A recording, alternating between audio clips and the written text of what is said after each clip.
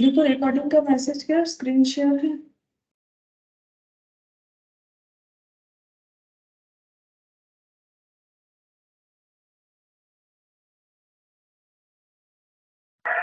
Yes ma'am. Yes ma'am.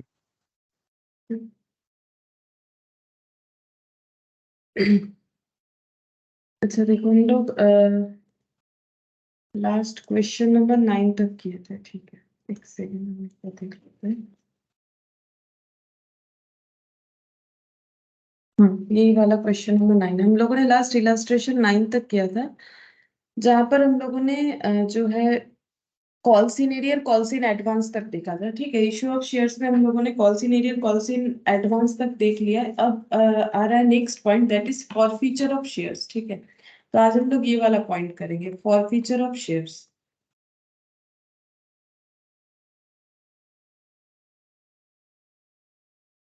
Forfeiture of shares. अच्छा, forfeit का मतलब क्या होता है? फॉरफिट का मतलब होता है कैंसिल। ठीक है, इसका फॉरफिट का मतलब ही कैंसिल होता है। तो कैंसिलेशन ऑफ शेयर, अगर किसी का शेयर होल्डिंग कैंसिल कर देती है कंपनी, तो उसे बोला जाता है फॉरफीचर ऑफ शेयर्स। ठीक है, अब ये कैसे पॉसिबल है? अगर किसी ने अपना जो मतलब अमाउंट कॉल किया गया था वो अगर पे नहीं कर रहा है कोई शेयर होल्डर, तो अगर कंपनी के डायरेक्टर चाहे और उसके आर्टिकल ऑफ एसोसिएशन यानी एओए में अगर वो लिखा हुआ है, तो जो भी रूल्स रेगुलेशंस है उसके अकॉर्डिंग कंपनी उस शेयर होल्डर का शेयर कैंसिल कर सकती है। और कैंसिल करने के बाद क्या होता है, जितना अमाउंट रिसिप्ट हो चुका था एक भी पैसा वापस नहीं होगा। जैसे देखो कि एप्लीकेशन में मान लो एक शेयर का एप्लीकेशन का वैल्यू था 2 रुपीज, अलॉटमेंट का था 3 रुपीज, और बाकी जो है कॉल का था सपोज यहाँ पर 5 रुपीज, तो टोटल हो गया 10 रुपीज। तो कंपनी ने सपोज कॉल किया था,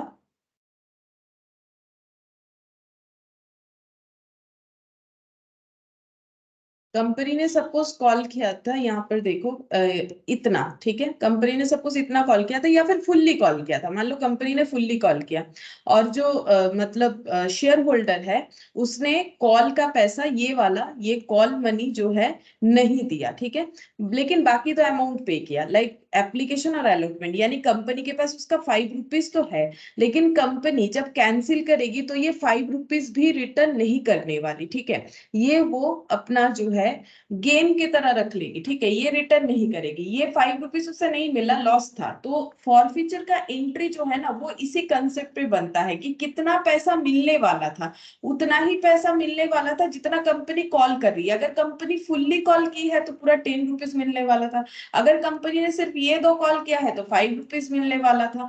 तो कंपनी को क्या करना पड़ेगा, एंट्री में उससे दिखाना पड़ेगा कि कितना पैसा।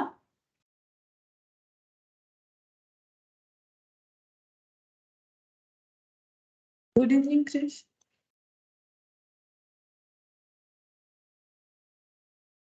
Good evening Krrish.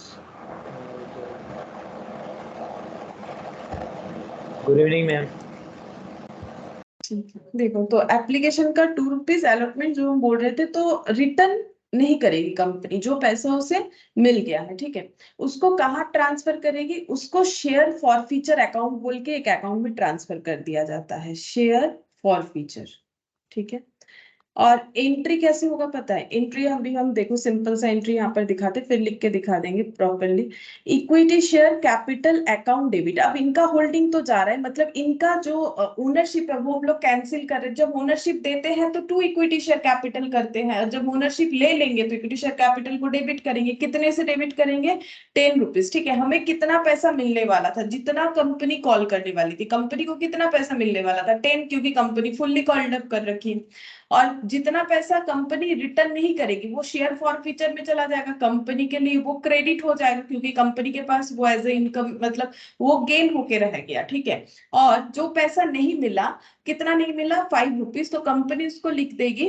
जैसे देखो जब कंपनी ने कॉल का पैसा ड्यू किया था तब एंट्री क्या हुआ होगा? तब कंपनी ने ऐसे किया होगा, इक्विटी शेयर फाइनल कॉल, ये मान लो फाइनल कॉल है। ठीक है, तो कंपनी ने लिखा होगा equity share final call account debit. ठीक है, मान लो एक ही शेयर होल्डर है, 5 रुपीज, या फिर कुछ ज्यादा कर लेते हैं, मान लो कंपनी ने टोटल 100 शेयर इशू किए थे तो कंपनी को 500 मिलना चाहिए था। टू इक्विटी शेयर कैपिटल, ये ड्यू एंट्री, और जब रिसीव हुआ तो एक शेयर होल्डर ने नहीं दिया, सपोज एक शेयर होल्डर ने नहीं दिया, तो कंपनी ने क्या एंट्री किया होगा, बैंक अकाउंट डेबिट, यानी 99 नंबर ऑफ शेयर से जो है 5 रुपीज करके मिला, तो 99 इंटू 5 कितना हो जाएगा देख लेते हैं।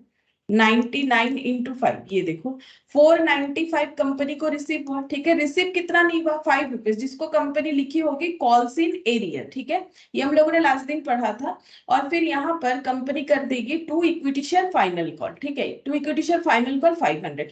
अब ये जो कॉल्स इन एरियर कंपनी ने डेबिट किया था, अब इसको तो क्लोज भी करना पड़ेगा, तो इसको कंपनी लिख देगी टू कॉल्स इन एरियर बोल के, ठीक है। यहाँ पर कॉल्स इन एरियर बोल के कंपनी 5 रुपीज से इसे क्रेडिट करके दिखा देगी, ठीक है। एक ये एंट्री होता है इस तरीके से, और एक तरह का भी एंट्री होता है, वो भी हम बताते हैं। देखो कंपनी जब ड्यू एंट्री की होगी, देखो ये एक एंट्री हो सकता है, या फिर ऐसा हो सकता है कंपनी ने जब फाइनल कॉल का एंट्री ड्यू किया तब ऐसा एंट्री किया होगा, equity share final call debit, ठीक है, कितना 100 इंटू 5, क्योंकि मैंने माना है कंपनी ने टोटल 100 शेयर इशू किया तो 500, और उसके बाद टू इक्विटी शेयर कैपिटल बोल के 500, ये कंपनी का ड्यू एंट्री था। अब कंपनी को जब अमाउंट रिसीव हुआ तो कंपनी को कितना रिसीव हुआ, क्योंकि एक शेयर होल्डर ने नहीं दिया, मैंने जो यहाँ पर एग्जाम्पल लिया है उसके अकॉर्डिंग, तो कंपनी को 495 रुपीज मिला है।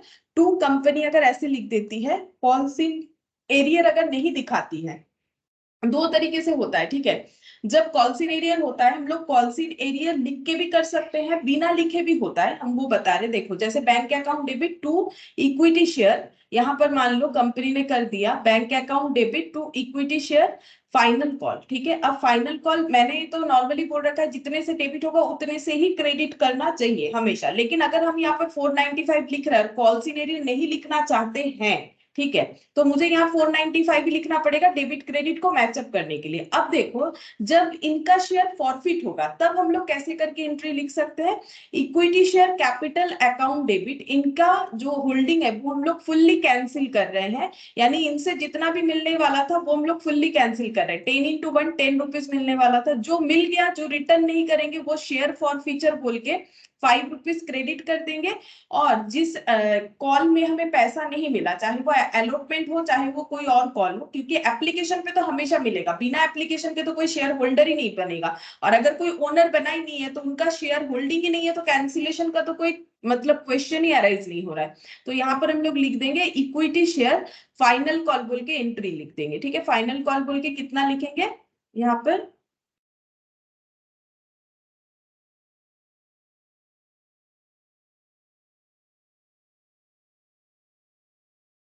Good evening Sumit.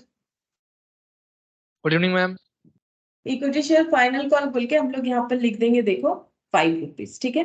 तो ये देखो यहाँ 495 और यहाँ पर 5 रुपीज, दोनों मिला के 500 हो गया, जितना से फाइनल कॉल डेबिट होगा उतने से ही फाइनल कॉल क्रेडिट होगा। अब एंट्री इस तरीके से भी कर सकते हैं और इस तरीके से भी कर सकते हैं। डिफरेंस क्या है, हम इसको ऐसे जूम आउट करें, डिफरेंस ये है, अगर हम लोग यहाँ कॉल्सिन एरियर लिखे हैं तो यहाँ कॉल्सिन एरियर बोल के ही हमें उसे कैंसिल आउट करना पड़ेगा, और यहाँ अगर हम लोग फाइनल कॉल में कॉल्सिन एरियर का अमाउंट नहीं दिखाए, ये नेट एंट्री हो गया, जितना रिसीव हुआ उतना दिखाए, जितना रिसीव नहीं हुआ वो फॉर फीचर में दिखा दी। ये दो तरीके से एंट्री होता है, हम लोग कोई भी एक तरीके से कर सकते हैं, ठीक है। वैसे क्वेश्चन में कुछ मेंशन नहीं करेगा कि कौन सा हमें मतलब किस तरीके से करना है, हम लोग कैसे भी कर सकते हैं। तुम लोग कॉल सी एरिया करके करो, वो ज्यादा बेटर रहेगा, ठीक है। दोनों तरीके से किया जा सकता है। अच्छा अब देखो फॉरफीचर का जो मैंने बोला था, देखो the term forfeit actually means taking away property on breach of condition. अगर कोई भी कंडीशन ब्रीच कर रहा है, जैसे तुम लोग पढ़ते हो कॉन्ट्रैक्ट, तो ब्रीच ऑफ कॉन्ट्रैक्ट मतलब प्रॉमिस किया तो था ना कि पेमेंट हम लोग करेंगे, शेयर होल्डिंग लेंगे, अगर किसी ने अपना प्रॉमिस नहीं रखा, ठीक है, ब्रीच ऑफ कॉन्ट्रैक्ट कर दिया, तो उसका शेयर को फॉरफिट कर लिया जाता है। और फॉरफिट जो है शेयर के लिए यूज होता है वर्ड, तो शेयर फॉरफीचर किसी और बात के लिए भी यूज हो सकता है। फॉरफिट का मतलब कैंसिल होता है। It is very common that one or more shareholders fail to pay their allotment and or calls on the due dates. तो ये नॉर्मल बात है कि बहुत सारे शेयर होल्डर अपना अलॉटमेंट का पैसा या फिर किसी कॉल का पैसा नहीं दे पाए, ठीक है। तो फेलियर टू पे call money results in forfeit of share. जैसे ही ऐसा होता है तो कंपनी क्या करती है, उनका शेयर फॉरफिट कर सकती है। अब ये ना मतलब जरूरी नहीं है कि करेगी ही, कर सकती है। Forfeiture of share is the action taken by company. Company ये एक्शन लेती है to cancel the shares. Obviously उनके पास ही तो अथॉरिटी होगा, क्योंकि अलॉटमेंट भी उन्हीं ने दिया था, तो कैंसिल भी वही कर सकते हैं। The directors are usually empowered by the article of association to forfeit those shares by serving proper notice to the defaulting shareholder. यहाँ पर बोला है कि डायरेक्टर के पास ऑथोरिटी रहता है,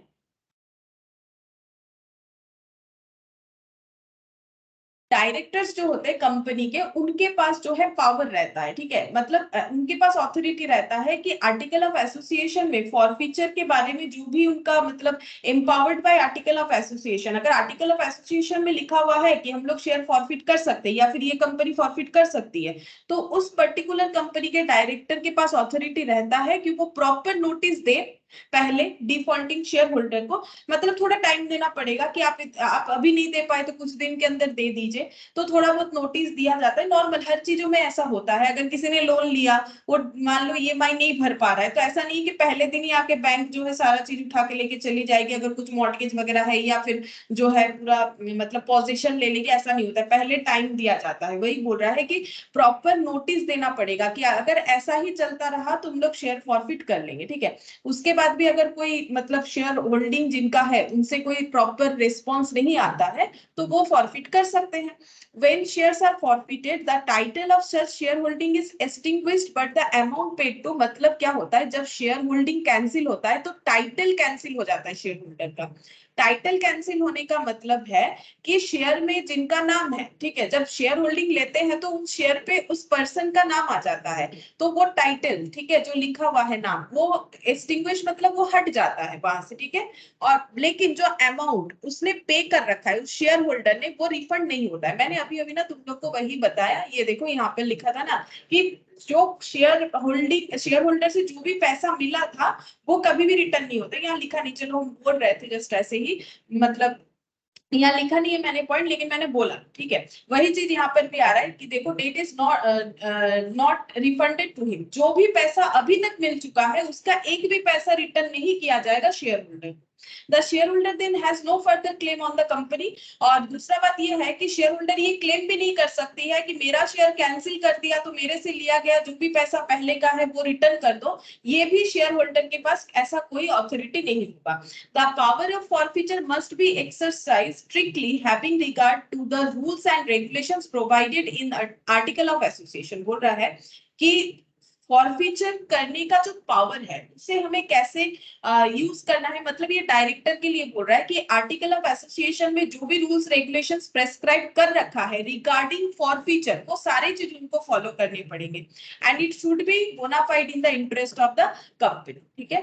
अच्छा, इसके बाद देखो क्या बोल रहा है। The article of a company usually authorised the director to forfeit share of a member on account of non payment. Normally forfeit कब कर सकता है कोई भी डायरेक्टर शेयर होल्डर का शेयर होल्डिंग, अगर वो पेमेंट नहीं कर रहा है, ठीक है, और interest thereon after serving in proper notice. Proper notice देने के बाद ना तो वो कॉन्सिनियर का अमाउंट दे रहा है, ना तो उस पे लगा हुआ इंटरेस्ट का अमाउंट दे रहा है। इंटरेस्ट हम लोगों ने लास्ट दिन ही पढ़ा था टेबल एफ के अकॉर्डिंग, कॉन्सिनियर होने पे 10% पर एनम, कॉल्सिन एडवांस करने पे 12% पर एनम, ठीक है। इस तरीके से जो है इंटरेस्ट कंपनी जो है देती है और लेती है। और अगर इससे कम रखना है, मैक्सिमम इतना हो सकता है, अगर किसी कंपनी को इससे कम इंटरेस्ट प्रोवाइड करना है या रिसीव करना है तो उसको अपने एओए में लिखना पड़ेगा। फिर क्या बोल रहे हैं, director also have the right to cancel such forfeiture before the forfeited shares are reallotted. Director के पास किस चीज का राइट है, cancel such forfeited share. Director वो सारे फॉरफिटेड शेयर को कैंसिल कर सकता है बिफोर रीअलॉटेड, मतलब फिर से रीअलोट करने के पहले वो सारे शेयर को वो कैंसिल कर सकता है। ये जस्ट थोड़ा सा नॉलेज के लिए, बाकी इससे उस तरीके का कुछ क्वेश्चन नहीं आएगा। तो एक बार हम लोगों ने फॉरफीचर का स्टोरी देख लिया कि कैसे करके फॉरफिट होता है, इससे हमें एंट्री करने में आसानी होगा। यहाँ पर ना एंट्री कैसे होना है वो बताया है। देखो अमाउंट कॉल्ड अप, मैंने बार बार बोला अमाउंट कॉल्ड अप, जितना कंपनी कॉल्ड अप करेगी उतना अमाउंट से हमें एंट्री पास करना होता है, जितना अमाउंट रिसीव हो चुका है उतने से, और जितना नहीं हुआ मतलब कितना मिलना चाहिए था, कितना मिला और कितना नहीं मिला। अगर ये 3 पॉइंट तुम लोग मेरा बात याद रखते हो तो तुम लोग एंट्री कर पाओगे। कितना मिलना चाहिए था, कितना मिला और कितना नहीं मिला, उसी से एंट्री बनेगा। अभी देख ठीक है, जैसे यहाँ पर मैंने एंट्री करके दिखाया ना, अभी एक छोटा सा एग्जांपल लिया तो वहां पर मैंने क्या दिखाया, ये जो फॉरफीचर का एंट्री है, कितना मिलना चाहिए था 10 रुपीज, कितना मिला 5 रुपीज, कितना नहीं मिला 5 रुपीज, ये देखो ठीक है। तो इस तरीके से एंट्री होना चाहिए। अच्छा अब देखते हैं इसके बाद क्या दिया है यहाँ पर, forfeiture of shares were issued at par. अगर पार में शेयर इशू हुआ है और फॉरफिट हो रहा है तो किस तरीके से एंट्री होगा। तो हम डायरेक्टली जो है क्वेश्चन में ही जा रहे हैं, क्वेश्चन से ही बता देंगे। देखो यहाँ पर क्या बोला है इलास्ट्रेशन 10 में, यहाँ पर बोल रहा है कि A limited forfeited 30,000 equity share of 10 fully called up, मतलब कंपनी ने सारे इंस्टॉलमेंट कॉल कर लिया है, मतलब कंपनी को पता है कि 30,000 इक्विटी शेयर इशू करके मुझे 30,000 इंटू 10 यानी कितना, यहाँ पर 3 लाख, 3 लाख जो है कैपिटल मेरा बन जाना चाहिए, ठीक है। लेकिन यहाँ पर क्या बोल रहा है, held by mister x for non payment. अच्छा यहाँ पर कुछ दिया हो, ए लिमिटेड फॉरफिटेड 30, अच्छा 30,000 इक्विटी शेयर फॉरफिट हुआ है, सॉरी मुझे लगा इतना इशू हुआ है, सॉरी। ये देखो बोल रहा है ए लिमिटेड ने 30,000 इक्विटी शेयर को ही फॉरफिट कर दिया, मतलब कैंसिल कर दिया 30,000 इक्विटी शेयर का होल्डिंग, जिस शेयर को कंपनी ने 10 करके कॉल्ड अप कर रखा था, held by mister x. Mister x के पास 30,000 शेयर्स था, ठीक है, ये है मिस्टर एक्स, इनके पास टोटल 30,000 शेयर्स था, ठीक है। अच्छा एट द रेट ऑफ 10 वाला, और इनको 10 पर शेयर देना ही था क्योंकि फुल्ली कॉल्ड अप था, ठीक है, इनको टोटल 10 पर शेयर कंपनी को देना था, बट इन्होंने क्या किया, इनका शेयर कैंसिल हो गया। तो कुछ तो गड़बड़ किया होगा, क्या गड़बड़ किया है देखो, non payment of final call, इन्होंने फाइनल कॉल नहीं दिया, ठीक है, फाइनल कॉल 4 रुपीज नहीं दिया, अच्छा इसीलिए कंपनी ने कैंसिल कर दिया।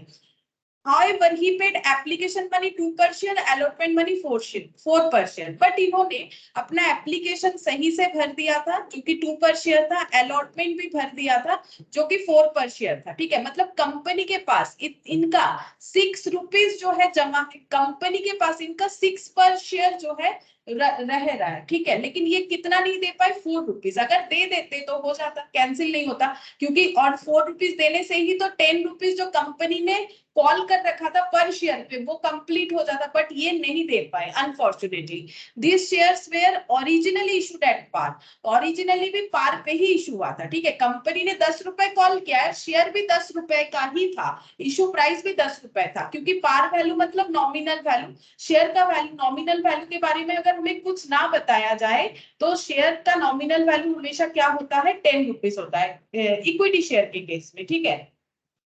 तो यहाँ पर बोल रहे हैं give journal entry for the forfeiture, forfeiture का एंट्री देने के लिए हमें बोल रहा है। तो ये देखो एंट्री कैसे होगा, हम यहाँ पर जस्ट ऐसे ही लिख के दिखा रहे हैं, फिर देखो हम वहां पर भी दिखा देंगे। हम लोग को ये देखना पड़ेगा कि कितना मिलने वाला था कंपनी को, 30,000 इंटू 10 इतना मिलना चाहिए था, एक तो इतने से एंट्री होगा, कितना मिला 30,000 इंटू 4 प्लस 2 6 रुपीज, यानी ये कितना हो जाएगा 1,80,000 मिला, कितना नहीं मिला 30,000 इंटू 4 तो कितना हो जाएगा 1,20,000। हमें ये कैलकुलेशन कर लेना चाहिए कि कितना मिलना चाहिए था, कितना मिल गया और कितना नहीं मिला। आप कंपनी की तरह से सोचो, कंपनी को जो मिल गया है कंपनी वो कभी भी वापस नहीं करेगी, तो क्रेडिट होगा, इनकम हो गया ना, मतलब उसके पास रह गया वो पैसा, वो अगर रिटर्न नहीं करेगी तो वो तो क्रेडिट ही होगा, ठीक है।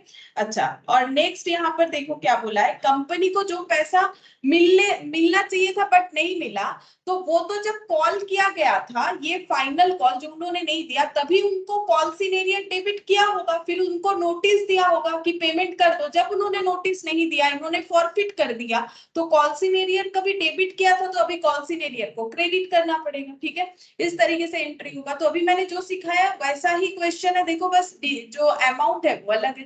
तो हम लोग देखो एंट्री कर लेते हैं। ए लिमिटेड के बुक्स में एंट्री होगा।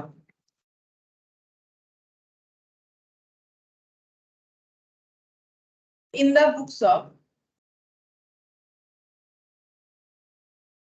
ए limited.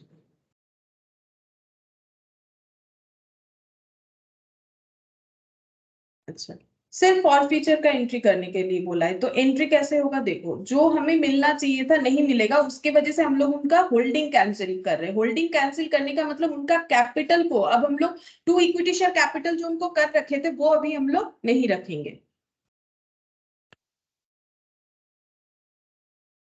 Good evening Shalini. Good evening ma'am. अच्छा देखो, एंट्री इस तरीके से होगा, इक्विटी शेयर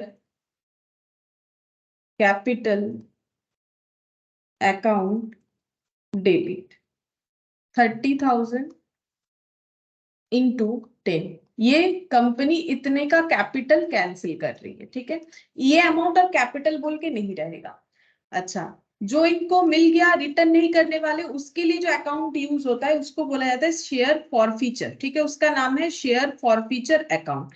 फॉरफीचर में कितना जाएगा? 30,000 शेयर्स पे जितना मिल चुका है, तो 4 रुपीज, सॉरी ये वाला 2 रुपीज एप्लीकेशन और 4 रुपीज अलॉटमेंट। तो ये देखो 2 + 4 ये 6 रुपीज। ये कैसे आ रहा है देखो, यहाँ पर रफली लिख देते हैं, नहीं तो तुम लोग भूल जाओगे।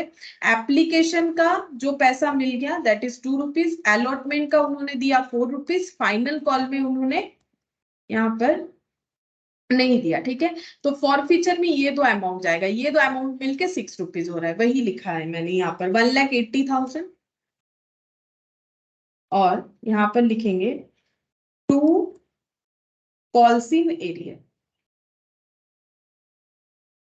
कॉल्सिन एरिया हो जाएगा 30,000 इंटू 4, 1,20,000। या तो ऐसे कर सकते हो या फिर सेम एंट्री रहेगा, ये टू कॉल्सिन एरिया के जगह हम लोग यूज कर सकते हैं टू शेयर फाइनल कॉल।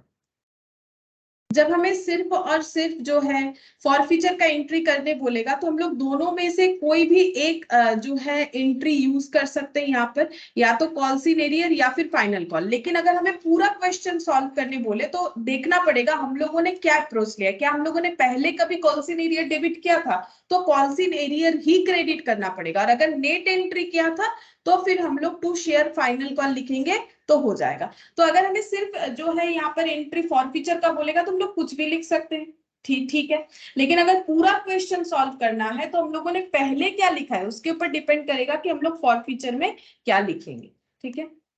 अच्छा, अब नेक्स्ट देखो, ये तो बस इतना सा ही क्वेश्चन था। हाँ, ऑब्वियसली नैरेशन तुम लोग को लिखना पड़ेगा, कुछ नहीं हो तो एटलीस्ट इतना जरूर लिखो कि बीइंग शेयर फॉरफिटेड, ठीक है। यहाँ पर देखो क्या लिखा हुआ है, being forfeited of 30,000 equity share of 10 each fully called up for non payment of final call 4 each as per board's resolution. Actually हर जगह पे जो है ये वर्ड तुम लोग को मिल जाएगा, क्योंकि कंपनी का जो है रिजोल्यूशन पास होके ही कोई भी जो है डिसीजन लिया जाता है। इसीलिए जिस मीटिंग में ये रिजोल्यूशन पास हुआ है वही बोला है, नंबर डेटेड डॉटर। अगर तुम लोग इतना नहीं लिख पाते हो कोई प्रॉब्लम नहीं, एटलीस्ट इतना जरूर लिखो कि being the share forfeited for non payment of final call that is ₹4, ठीक है। या फिर ये तो लिख ही सकते हो कि 30,000 शेयर कैंसिल हुआ है, लिखना लेकिन पड़ेगा, ठीक है। नैरेशन लिखना जरूरी है क्योंकि जर्नल एंट्री ही हमें करने बोला है, इसीलिए। अच्छा, अब इलास्ट्रेशन 11 देखो, बोल रहा है कि x limited forfeited 20,000 equity share of 10 each, 8 called up for non payment of first call money 2 each, application money 2 per share and allotment money 4 per share have already been received by the company. Give journal entry for the forfeiture. Assume that call money due is transferred to consignor. अब question में हमें specify कर दिया है कि जो पैसा है वो हमें कॉल्सिनेरियर में ही ट्रांसफर करके दिखाना है, यानी फॉरफीचर के एंट्री में हमें कॉल्सिनेरियर ही यूज करना है। हम लोग जिस कॉल में उन्होंने जो है डिफॉल्ट किया है वो हम लोग यूज नहीं कर सकते, ठीक है। तो यहाँ पर दिखाते हैं, देखो यहाँ क्या क्या बोला है। 20,000 शेयर्स है, पहला तो बात ये है कि 20,000 शेयर्स है, 20,000 शेयर्स है और at the rate of 10 each है, शेयर का वैल्यू 10 ईच है, लेकिन कॉल्ड अप है 10, 8 कॉल्ड अप, मतलब कंपनी ने अभी 8 रुपीज से कॉल किया है।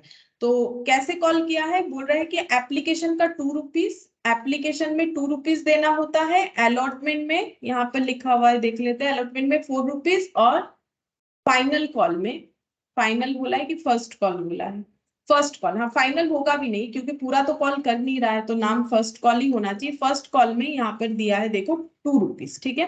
तो 4 5 6 7 8 रुपीज इस तरीके से देना था। अच्छा, अब जिनके पास 20,000 शेयर्स था उन्होंने एप्लीकेशन तो दे दिया, ठीक है, अलॉटमेंट भी दे दिया, फर्स्ट कॉल नहीं दिया, और हम लोग को बोल रहा है फॉर फीचर का एंट्री करने के लिए और उसमें कॉल सिनेरियर को यूज करने के लिए, ठीक है। तो मुझे तुम लोग बताओ, हमें एंट्री लिख रहे हैं, तुम लोग मुझे बताना कि अमाउंट कहां पर लिखना चाहिए। सबसे पहले इनका होल्डिंग कैंसिल होगा, तो जब इनको होल्डिंग दिया था तो इनके अमाउंट को कैपिटल में ट्रांसफर किया था, तो हम लोगों ने लिखा था 2 इक्विटी शेयर कैपिटल। अब इनका होल्डिंग कैंसिल करेंगे तो क्या लिखेंगे, equity share capital account debit, ठीक है। अच्छा, अब जो पैसा इनसे ले लिया वो रिटर्न नहीं करेंगे तो वो कंपनी के लिए क्रेडिट हो जाएगा, टू शेयर फॉर फीचर। अच्छा, उसके बाद हो जाएगा टू कॉल्सिन एरियर, क्योंकि हमें बोला है जब स्पेसिफिकली बोल देगा कि कॉल्सिन एरियर अकाउंट ही यूज करना है तब हम लोग ऐसा यूज नहीं कर सकते हैं, ठीक है। फिर लिखेंगे कॉल्स इन एरियर, और अगर हमें ऐसा कुछ नहीं बोला जाता तो हम लोग टू फर्स्ट कॉल बोल के भी लिख सकते थे। अच्छा, मुझे अमाउंट बताओ यहाँ पर कितना कितना लिखना चाहिए, बोलो। इक्विटी शेयर कैपिटल में कितना लिखेंगे, एंट्री कितने से होगा,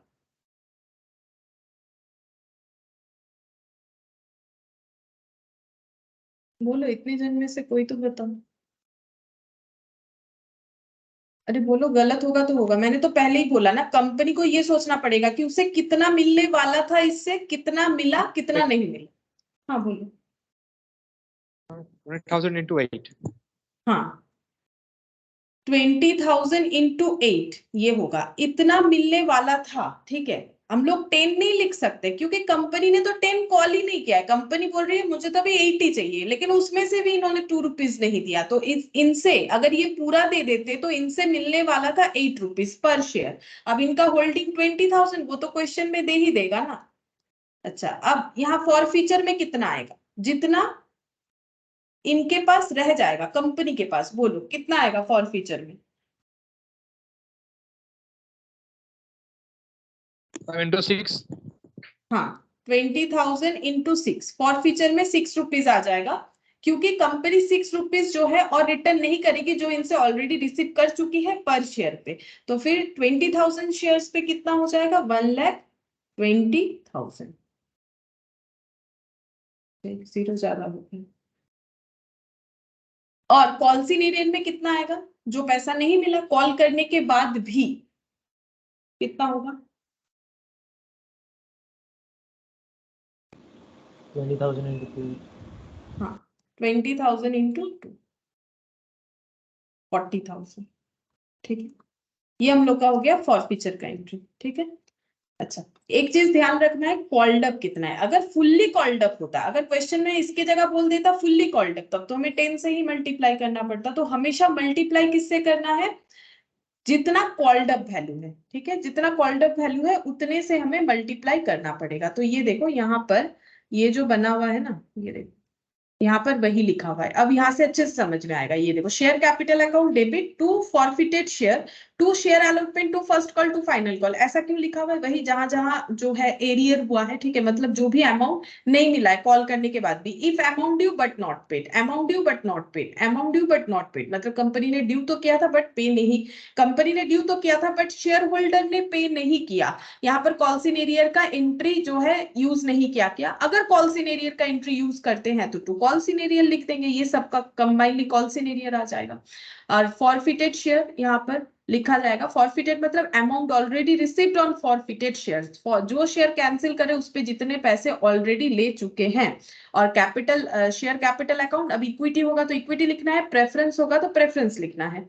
नंबर ऑफ शेयर्स जितने फॉरफिट हो रहे हैं इनटू कॉल्ड अप वैल्यू पर शेयर, कॉल्ड अप वैल्यू ये हमेशा याद रखो, कॉल्ड अप वैल्यू पर शेयर। और ये सेम एंट्री को ही दिखाया है, बस यहाँ पर कॉल्सिन एरियर को यूज किया है। तो इसीलिए मैंने पहले क्वेश्चन करवा दिया, उससे ज्यादा अच्छे से समझ में आएगा क्योंकि छोटा छोटा क्वेश्चन है इसमें। अच्छा, अब नेक्स्ट हम लोग देखते हैं क्वेश्चन नंबर 12। हाँ, यहाँ पर एक चीज पहले समझना पड़ेगा, ये है फॉरफिट करेंगे, हम लोग शेयर फॉरफीचर ही पढ़ रहे हैं, लेकिन वो शेयर का फॉरफिट हो रहा है जो पहले कभी प्रीमियम में इशू हुआ था, ठीक है। तो उस पे एक कंडीशन होता है, वो हम लिखवा देते हैं, ठीक है। यहाँ पर भी लिखा हुआ है, लेकिन हम एक बार लिखवा देते हैं समरी करके, तो तुम लोग को याद रह जाएगा। देखो यहाँ पर ऐसे लिखेंगे, forfeiture of shares issued at premium.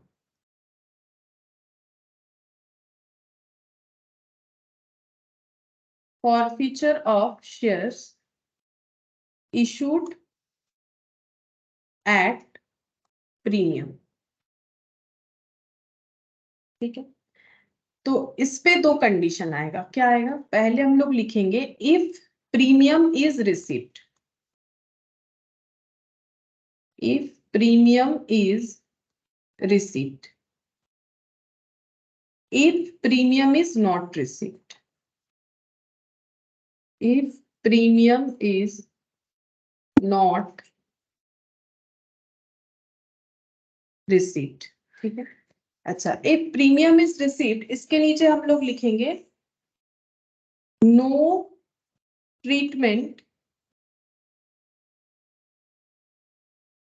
is needed in case of forfeiture।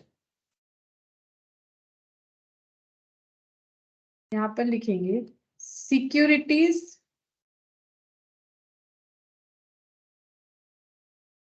Premium account is debited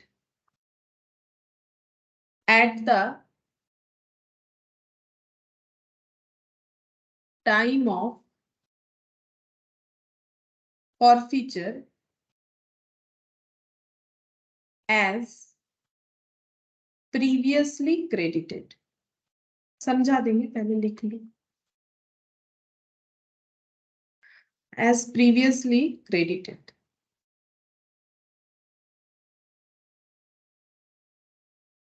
ठीक है। अच्छा,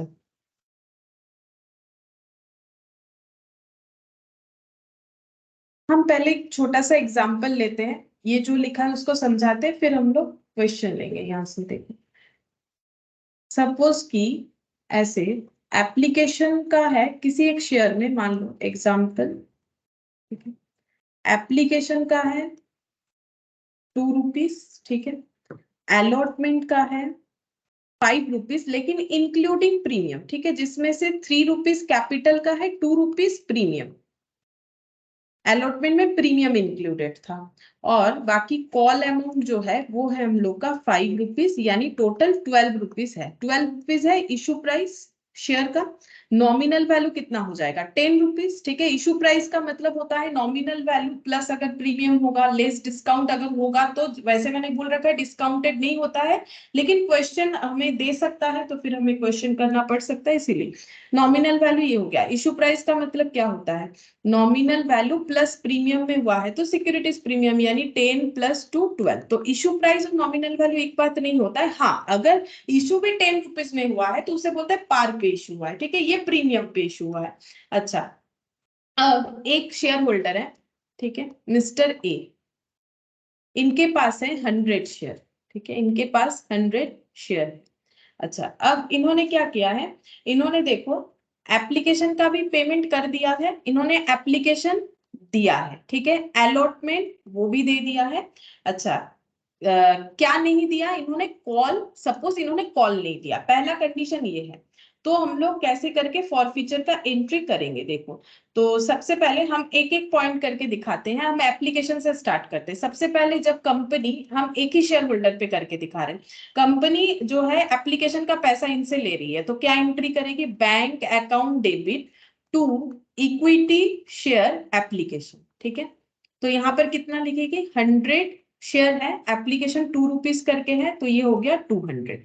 to equity share capital, sorry application 200। अब इसको जैसे ही इनसे एप्लीकेशन का पैसा लिया, फिर कंपनी डिसाइड करती है कि इनको शेयर होल्डिंग देना है कि नहीं। अगर देना है तो इनसे रिसीव किए गए एप्लीकेशन के अमाउंट को कैपिटल में ट्रांसफर किया जाएगा। तो एप्लीकेशन जितने से डेबिट होगा उतने से ही क्रेडिट होगा, और हर एक एंट्री हमारा 2-2 बार होता है हर एक पॉइंट पे। तो equity share application account debit to equity share capital, ठीक है, हम थोड़ा शॉर्टकट में लिख रहे हैं, टू इक्विटी शेयर कैपिटल। अच्छा, अब कंपनी ने इनको अपना ओनर बना लिया, ठीक है, कंपनी के पास ये ओनर हो चुके हैं। अब इनका नेक्स्ट एंट्री क्या होगा, कंपनी इनको अलॉटमेंट का पैसा मांगेगी। अब मान लो कंपनी इनसे अलॉटमेंट का पैसा मांग रही है, तो ड्यू करेगी, और कंपनी तब नोटिस भी देगी कि हमें अलॉटमेंट में प्रीमियम भी चाहिए, ठीक है। अगर इनको पेमेंट करना है तो ये करेंगे, नहीं करना है तो नहीं करेंगे। इन्होंने किया, पेमेंट किया, तो कंपनी ने क्या सोचा कि इनसे हमें अलॉटमेंट का 5 रुपीज मिलेगा, जिसका 2 हम लोग प्रीमियम में दे देंगे, 3 हम लोग कैपिटल में देंगे। तो कंपनी कैसे एंट्री करेगी, equity share allotment account debit to equity share capital to securities premium. तो 100 शेयर्स कैपिटल के टूवर्ड्स जाएगा 3 रुपीज, ठीक है। ये सब तो हमें क्वेश्चन में बोल देता है ना, जैसे मैंने यहाँ पर एक एग्जांपल क्रिएट किया। सिक्योरिटीज प्रीमियम में जाएगा 2 रुपीज 200, और अलॉटमेंट टोटल 5 रुपीज से हम लोग डेबिट करेंगे। मतलब अलॉटमेंट में टोटल 500 मिलेगा, ऐसा कंपनी जो है नोटिस दे रही है, मतलब कंपनी को पता है ऐसा मिलेगा। अगर वो देते हैं तो, अगर बाई चांस नहीं देते हैं तो फॉरफिट होगा, मतलब अगर फॉरफिट करना है तो तब तो कॉल सीनियर हो जाएगा। अब देखते हैं इन्होंने दिया कि नहीं। हाँ, मैंने टिक लगाया है कि ये अजम्पशन करते हुए कि हाँ इन्होंने अपना पेमेंट किया है। तो एंट्री क्या होगा, बैंक अकाउंट डेबिट, जब कंपनी पैसा रिसीव कर रही है इनसे, bank account debit to equity share allotment, ठीक है। कितना पैसा मिल गया, 500, ठीक है। जब पेमेंट मिल जाता है तब हम लोग को कुछ सिक्योरिटीज प्रीमियम को कुछ नहीं करना पड़ता है, क्योंकि हम लोग यहाँ पर प्रीमियम इंक्लूडेड दिखाते हैं। उसका भी रीजन है, देखो जब कोई हमें कुछ पेमेंट करेगा तो थोड़ी ना ऐसा बोलेगा ये लो 300 कैपिटल का, ये लो 200 प्रीमियम का। वो तो कंपनी का अपना पॉलिसी है कि वो इस दोनों पैसे को अलग अलग रखेगी, क्योंकि रूल्स भी है कंपनीज एक्ट 2013 के अकॉर्डिंग हम लोग कैपिटल और प्रीमियम को अलग रखना पड़ेगा। हम लोग कैपिटल में प्रीमियम को नहीं ले सकते, कैपिटल में सिर्फ पर वैल्यू ही लिया जा सकता है, ठीक है। तो इसीलिए, लेकिन जो देगा वो तो एक ही साथ देगा। तो bank account debit to equity share allotment, ठीक है। इसका मतलब देखो ना, इक्विटी शेयर अलॉटमेंट और अलॉटमेंट कैंसिल आउट हो गया, बचा क्या, पैसा मिला, जिसमें से कैपिटल में 300 देंगे, जिसमें से 200 प्रीमियम में देंगे, यही वाला बात हुआ। अब फाइनल कॉल जब कंपनी जो है ड्यू कर रही है तो क्या एंट्री होगा, यहाँ पर फाइनल कॉल जब कंपनी ड्यू करेगी तो एंट्री करेगी equity share final call account debit to equity share capital. कितना हो जाएगा, 100 इंटू कितना करके मैंने लिया एग्जाम्पल में 5, ठीक है, 500, और यहाँ पर हो गया 500। अच्छा, अब जब पेमेंट नहीं मिला तो कंपनी क्या एंट्री करेगी, देखो कंपनी तब एंट्री करेगी, यहाँ पर दिखा दो,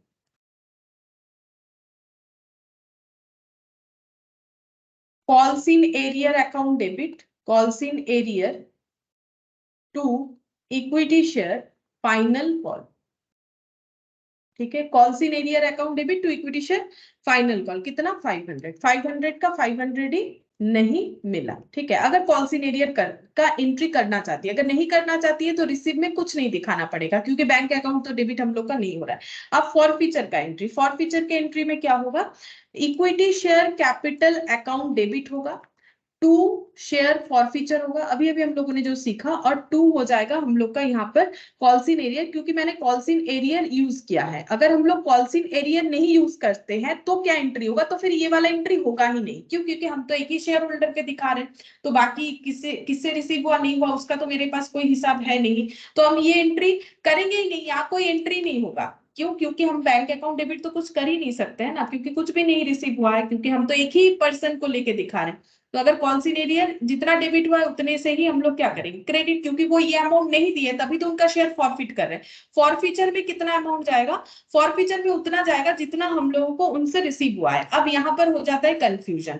अब हमें ये देखना पड़ेगा प्रीमियम वाला केस। देखो अगर शेयर प्रीमियम में इशू हुआ था और अगर हम लोगों ने प्रीमियम रिसीव कर लिया था तो प्रीमियम का कोई भी ट्रीटमेंट फॉरफीचर में दिखाने का जरूरत नहीं है। अब इस क्वेश्चन के अकॉर्डिंग अगर उन्होंने अलॉटमेंट क्लियर किया है तो प्रीमियम भी दिया है, क्योंकि क्वेश्चन मैंने जो बनाया उसमें बोला है मैंने कि उन्होंने अलॉटमेंट दे दिया है तो प्रीमियम भी दे दिया है। तो अगर प्रीमियम दे दिया है तो प्रीमियम का कोई ट्रीटमेंट यहाँ पर करने का जरूरत नहीं होगा, ठीक है। अब इसका मतलब प्रीमियम का ट्रीटमेंट करने का जरूरत नहीं होगा, मतलब कंफ्यूजन किस बात का होता है। देखो यहाँ पर मुझे कितने से एंट्री करना चाहिए, मैंने बार बार बोला था तुम लोगों को कि यहाँ पर हम लोग कॉल्ड अप वैल्यू लेंगे, ये तो आज बताया। और उसके पहले मैंने तुम लोग को हमेशा बताया है कि इक्विटी शेयर कैपिटल जो होता है वो हमेशा नॉमिनल वैल्यू या पर वैल्यू पे होगा, ठीक है। तो इसका नॉमिनल वैल्यू या पर वैल्यू है 10 और ये कॉल्ड अप कितना है, फुल्ली कॉल्ड अप है, तो हमें कितना लिखना पड़ेगा 10 रुपीज, क्योंकि प्रीमियम में तो हमें वो भी देखना पड़ेगा ना कि नॉमिनल वैल्यू कितना है। तो यहाँ पर लिख दिया मैंने 10 रुपीज। तो इनसे मिलने वाला था टूवर्ड्स कैपिटल 1000 रुपीज, ठीक है।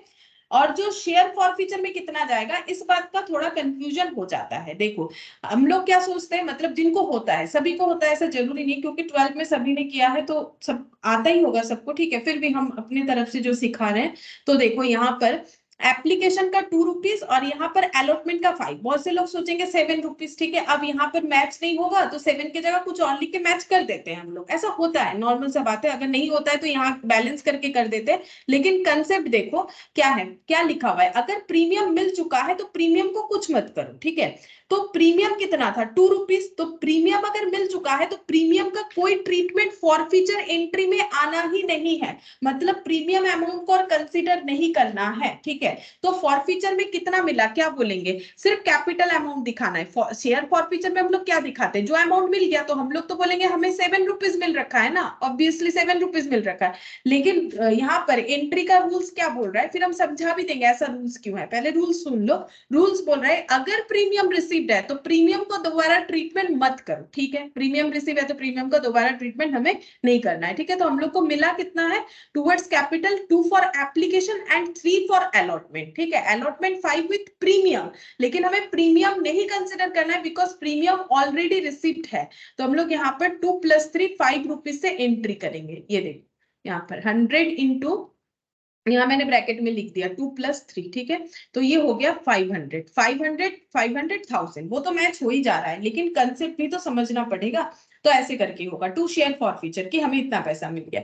अब देखो प्रीमियम अगर रिसीव हुआ है उसे कुछ क्यों नहीं करना है हम लोग को। यहाँ पर हम लोगों ने जब प्रीमियम ऑलरेडी रिसीव किया है, यहाँ पर प्रीमियम एक बार हम लोग क्रेडिट कर चुके हैं, और जब प्रीमियम रिसीव हुआ है तो वो डेबिट में आ चुका है, ठीक है।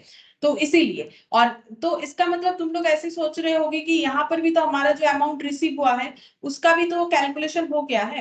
हाँ कैलकुलेशन हो गया है, लेकिन हम लोग जब रिसीव कर रहे हैं तो बैंक अकाउंट डेबिट कर रहे हैं ना। अब हम लोग बोल रहे रिटर्न नहीं करेंगे तो उसे क्रेडिट करके अपने पास रख रहे हैं। देखो जब रिसीव कर रहे हैं तो बैंक अकाउंट डेबिट कर रहे हैं, रिवर्स एंट्री तो देना पड़ेगा क्लोज करने के लिए। प्रीमियम क्लोज हो चुका है, प्रीमियम क्रेडिट हुआ था 2 रुपीज से, जब यहाँ रिसीव हुआ तो डेबिट हो चुका है 2 रुपीज से। ये जो 500 रिसीव हुआ वो तो 3 + 2 5 हुआ है ना, तो 2 ऑलरेडी क्रेडिट एंड डेबिट होके मतलब क्लोज हो चुका है, तो इसे दोबारा क्लोज करने का जरूरत नहीं। इसीलिए रूल्स है कि अगर प्रीमियम रिसीव हो चुका है तो प्रीमियम को कुछ कंसीडर मत करो जब फॉरफिट का एंट्री कर रहे हो, ठीक है, जब फॉरफिट का एंट्री कर रहे हो। अच्छा अब यहाँ पर ये अमाउंट फिर हम लोग क्यों क्रेडिट करते हैं, क्योंकि जब बैंक डेबिट करते हैं तो उसे ओपन कर बैंक डेबिट हो रखा है। जब इसको हम लोग अब बोलेंगे कि इनका पैसा रिटर्न नहीं करना चाहते हैं, क्योंकि रूल्स वही है कि जो फॉरफिट होगा तो जो पैसा मिल चुका है उसको और रिटर्न नहीं किया जाता है, तो यहाँ पर हमें वो क्रेडिट करके रख लेना है, ये इसी वजह से, ठीक है। अब ये वाला पॉइंट डिस्कस करेंगे कि अगर प्रीमियम रिसीव नहीं हुआ है तो क्या होगा, ठीक है। उसके बाद हम लोग यहाँ से क्वेश्चन लेंगे। तो पहले हम सेम एग्जांपल को फिर से यहाँ से कर रहे हैं। देखो हम लोग यहाँ पर दिखा रहे हैं कि एप्लीकेशन का सेम एग्जांपल कर रहे हैं। एप्लीकेशन का 2 रुपीज मिल चुका है, अलॉटमेंट का जो है यहाँ पर 3 + 2 करके है, ये हमें नहीं मिला, और कॉल भी जो है हम लोग को नहीं मिला, तो एंट्री क्या होगा, ठीक है। तो एंट्री क्या होगा, तो इसका मतलब देखो फर्स्ट एंट्री तो एज इट इज होगा, equity share application bank account debit to equity share application, equity share application debit to equity share capital, ये दोबारा नहीं दिख रही, ये ऐसे ही होगा। अलॉटमेंट का जब ड्यू किया गया है तो equity share allotment account debit to equity share capital to securities premium, लेकिन जब अलॉटमेंट का पैसा नहीं मिला तब एंट्री क्या होगा, तब एंट्री होगा calls in arrear account debit to equity share allotment. हम यहाँ से एंट्री लिखना स्टार्ट करते हैं, मतलब फोर्थ नंबर से, ठीक है, फोर्थ नंबर से हम एंट्री लिखना स्टार्ट करते हैं, बाकी एज इट इज होगा। यहाँ पर ऐसे लाइन लगा दिया मैंने, ठीक है, ये कंडीशन हम लोग कर रहे हैं, फोर्थ नंबर से स्टार्ट करेंगे तो क्या एंट्री होगा, calls in arrear account debit to equity share allotment 500, ठीक है। अच्छा, इसके बाद भी कंपनी ने क्या किया, नेक्स्ट फाइनल कॉल भी कर लिया, मानो नेक्स्ट फाइनल कॉल भी कर लिया, या फिर इसके बाद भी जो है फॉरफिट कर सकता है। मान लेते हैं कि कंपनी ने फाइनल कॉल भी किया, ठीक है, तो कंपनी ने जब फाइनल कॉल किया तब एंट्री ऐसा हुआ होगा। इसके बाद का एंट्री फिर एज इट इज हो जाएगा, ये देखो यहाँ पर नहीं भी लिखेंगे तो भी चलेगा, ये दोनों एंट्री जैसे है वैसा होगा। Equity share final call fifth number और sixth number entry as it is होगा, ठीक है। तो यहाँ पर लिख देते फिफ्थ सिक्स्थ जो है सेम होगा जैसे पहले वाले में किया, और यहाँ पर 1 2 and third number entry same होगा जैसा पहले किया, ठीक है। सिर्फ यहाँ पर बीच में ये चेंज होगा। अब फॉर फीचर, जो मेरा मेन पर्पस है ये बताने का, फॉर फीचर का एंट्री कैसे होगा देखो। फॉर फीचर के एंट्री में हम लोग लिखेंगे equity share capital account debit, क्योंकि फुल्ली कॉल्ड अप कर दिया है मैंने, तो यहाँ पर वही 100 इंटू 10, 100 इंटू 10 कितना आ जाएगा 1000, ठीक है, 100 इंटू 10 1000 हो जाएगा।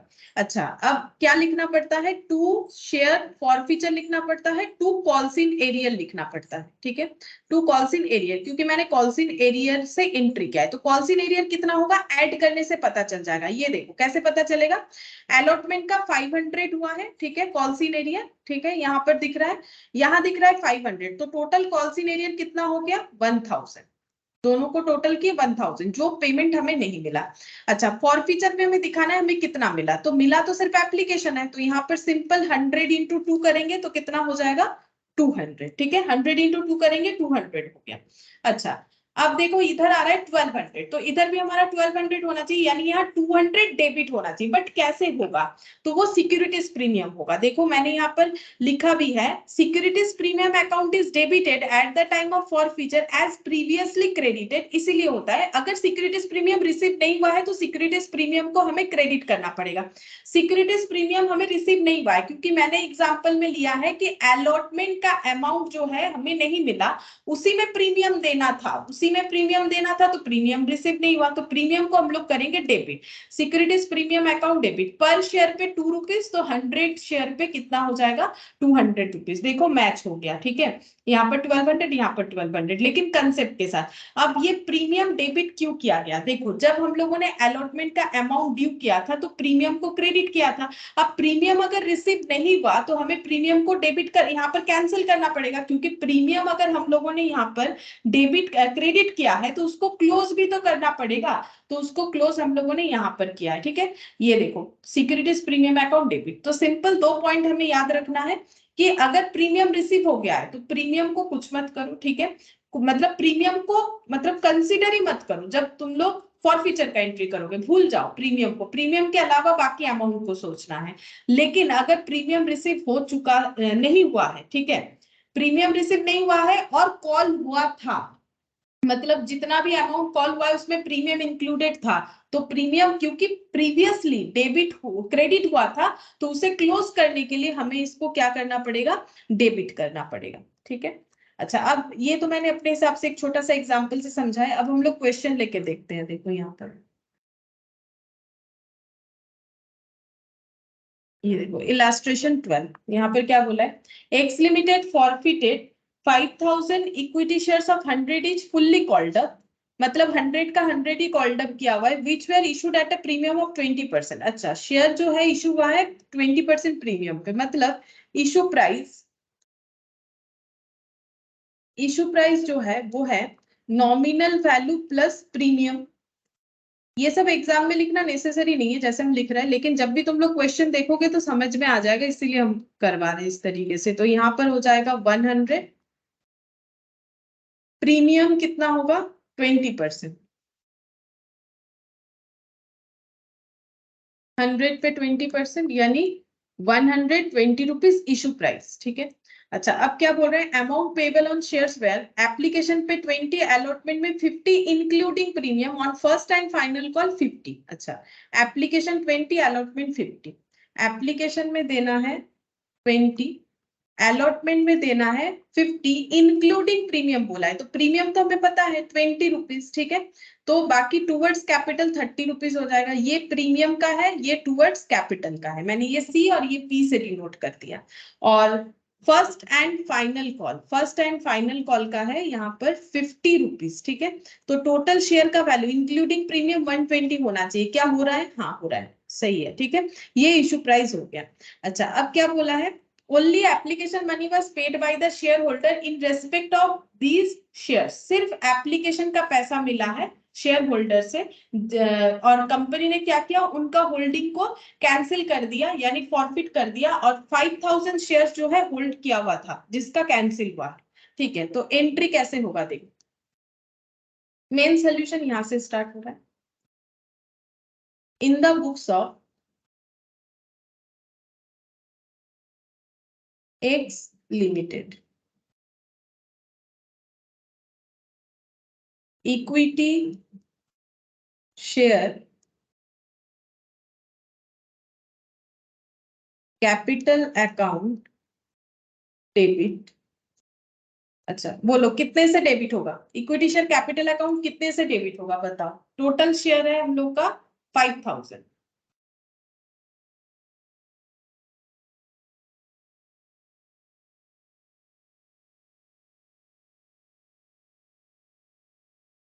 बोलो कितने से डेबिट होगा,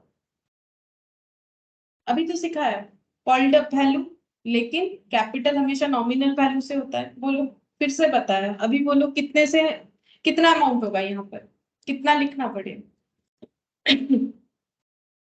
मैम 100। 100 इंटू 5000, 5000 इंटू 100, तो ये हो जाएगा हम लोग का 5 लाख। अच्छा और क्या लिखना पड़ेगा, और एंट्री का नाम भी बोलो, अमाउंट भी बोलो, और क्या लिखना पड़ेगा,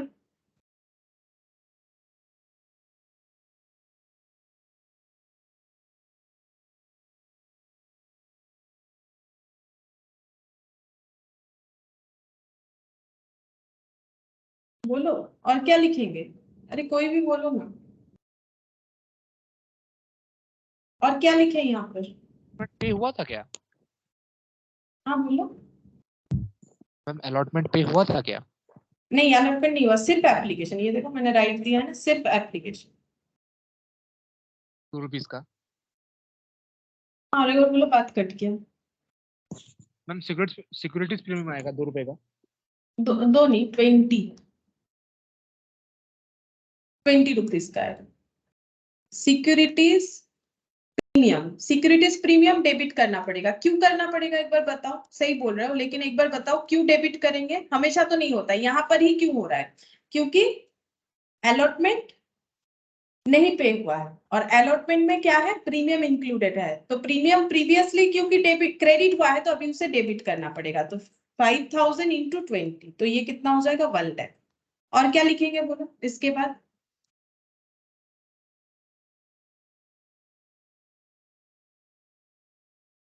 वो वाला पॉइंट याद रखो ना, क्या मिलना चाहिए था, क्या मिला और क्या नहीं मिला, और प्रीमियम का अपना कंसेप्ट है वो तो हम लोगों ने कर लिया। अब बाकी रहा क्या मिला और क्या नहीं मिला, क्या मिला है सिर्फ एप्लीकेशन, बोलो कितना लिखें, जो मिला है उसको कैसे लिखेंगे 2, बोलो क्या लिखना पड़ेगा 2, हाँ फॉर फ्यूचर, अमाउंट बोलो कितना,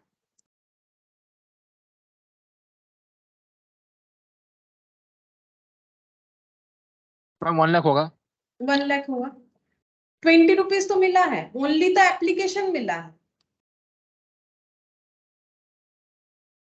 और जो नहीं मिला वो यहाँ पर लिखेंगे। क्या नहीं मिला उसको पॉलिसी वेरियर बोल के भी दोनों मिला के लिख सकते हो, या फिर दो अलग अलग नामों से लिखा जा सकता है। To equity share allotment, to first and final call, हम दो अलग अलग नाम से ही लिख रहे हैं यहाँ पर।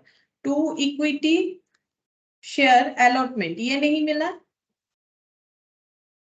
और to equity share first and final call ये नहीं मिला। बोलो कितना अमाउंट लिखें?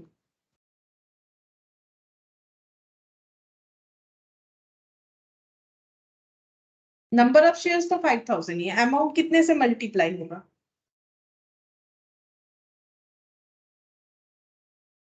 मैम दोनों का 50 करके, दोनों का 50,000। 50 कर, हाँ दोनों का 50 करके करेक्ट। 50 और 50, 5000 5000, 2,50,000 2,50,000, ठीक है। अच्छा फर्स्ट एंड फाइनल कॉल 50 तो होगा, इसमें कोई कंफ्यूजन नहीं होना चाहिए। अलॉटमेंट का भी 50 होगा। देखो प्रीमियम का कंसेप्ट सिर्फ इतना सा ही है, प्रीमियम रिसीव हुआ है कि नहीं चेक करो, अगर नहीं हुआ है तो डेबिट कर दो, अगर हो चुका है तो कुछ मत करो, ठीक है। तब हम लोग यहाँ पर जो अलॉटमेंट लिखेंगे वो लेकिन हमेशा हम लोग विद प्रीमियम ही लिखेंगे, उसके साथ कोई लिंक नहीं है। क्यों नहीं है? क्योंकि ये तो हम लोग जितना वहां पर डेबिट किए हैं उतने से ही ना क्रेडिट करेंगे, ठीक है। मतलब पॉलिसी वेरियर जितने से डेबिट हुआ तो उतने से ही क्रेडिट होगा, तो यहाँ पर वो कंसेप्ट नहीं आएगा। यहाँ पर कंफ्यूज मत हो जाओ कि 50 में मुझे क्या लेना है क्या नहीं लेना है, यहाँ पूरा ही 50 लेना पड़ेगा। क्योंकि एक बार सोचो जब कॉल्सिन एरियर हुआ था तो इनके पूरे 50 रुपीज से ही हुआ था। अगर ये एंट्री मैंने इक्विटी शेयर अलॉटमेंट से किया, अगर हम इसको कॉल्सिन एरियर से करते तो भी तो मेरा यही अमाउंट आता। तो कॉल्सिन एरियर जितने से डेबिट हुआ था उतने से ही क्रेडिट होगा, ठीक है। तो ये इतना अमाउंट हो जाएगा। अच्छा अब इस पे नैरेशन लिखना पड़ेगा, नैरेशन तुम लोग खुद से लिख लो। अच्छा अब नेक्स्ट देखते हैं। अब प्रोराटा अलॉटमेंट जो हम लोगों ने लास्ट दिन पढ़ा था, अगर कोई शेयर पे प्रोराटा हो रहा है और वो प्रीमियम पे इशू हुआ था तो किस तरीके से एडजस्टमेंट होगा? बोल रहा है कि the excess money received on application will be first adjusted to capital account and then for securities premium, ठीक है। तो देखो इस क्वेश्चन के साथ ही समझ लेंगे कि ये पॉइंट क्या बोल रहा है। तो इलास्ट्रेशन 13 में बोला है mister Shami has applied for 1000 shares of company XYZ limited paying application money 2 per share but has been allotted 600 shares. तो इससे ही पता चल रहा है कि कंपनी ने प्रोराटा अलॉटमेंट किया होगा, तभी तो इनसे 1000 शेयर्स का एप्लीकेशन इन्होंने भरा, इनको 600 का ही अलॉटमेंट दिया, ठीक है। तो इसका मतलब 400 शेयर्स पे जो एप्लीकेशन का पैसा आया वो आगे जाके एडजस्ट कर लेंगे बाकी कॉल में। तो क्या लिखा है देखो, the shares have a face value of 10 and premium of 2 per share. मतलब शेयर जो है वो इशू प्राइस प्रीमियम वाला है, which were payable on allotment 5 including premium and on final call 5। Now in case mister Shami does not pay allotment money and final call and his shares are forfeited, then following entry will be passed on forfeiture। अच्छा तो क्या entry होगा वो हमें पास करके दिखाना है। तो देखो यहाँ पर लिख लेते हैं पहले क्वेश्चन को। इलास्ट्रेशन 13। अच्छा ये है मिस्टर शामी, ठीक है। इन्होंने अप्लाई किया था कितने शेयर के लिए? अप्लाई किया था इन्होंने 1000 शेयर्स के लिए, ठीक है। लेकिन कंपनी ने इन्हें कितने शेयर होल्डिंग दिए? 600। कंपनी ने इन्हें 600 शेयर्स होल्डिंग दिए, जिसको बोलते हैं अलॉटमेंट देना।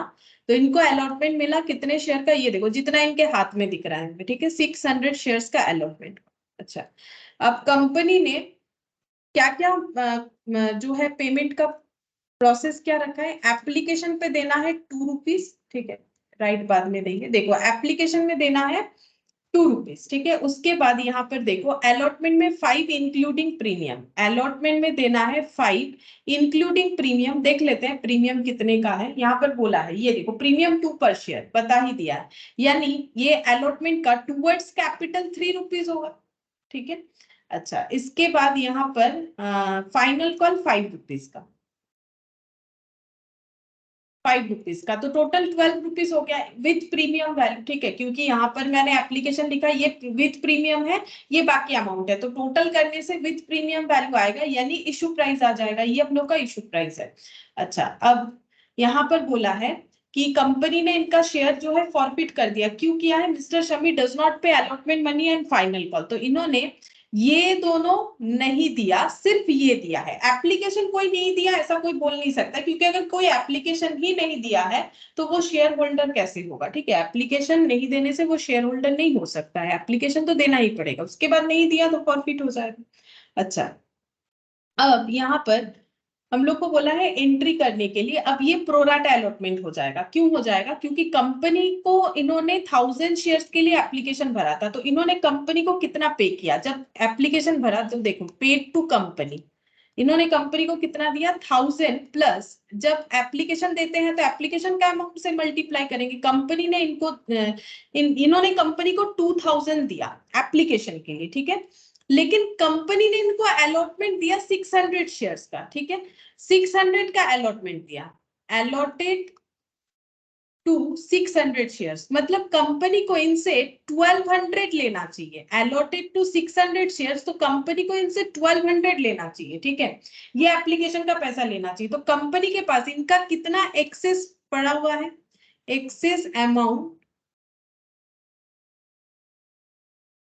बोलो कितना कंपनी के पास एक्सेस पड़ा हुआ है? तुम लोग बताओ। कंपनी को इन्होंने 1000 इंटू 2000 दिया, कंपनी को हम 600 ही अलॉटमेंट देंगे, उससे ज्यादा नहीं देंगे, और पैसा भी रिटर्न नहीं करेंगे। जो एक्सेस पैसा है वो जब अलॉटमेंट का कॉल करेंगे उसमें एडजस्ट कर देंगे। तो कितना एडजस्ट करने के लिए कंपनी के पास इनका पैसा पड़ा हुआ है? एडवांस मतलब एक्सेस पड़ा हुआ है, बोलो।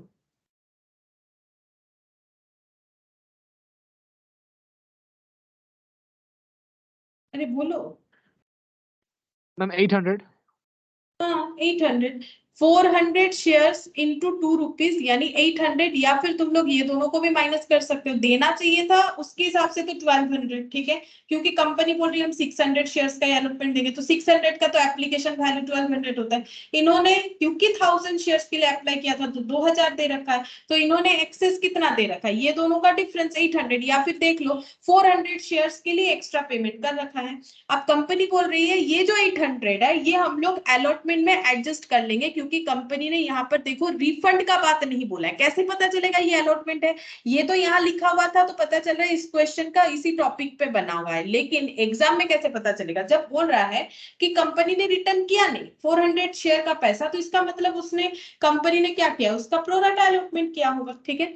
अच्छा, अब इसके बाद हुआ क्या?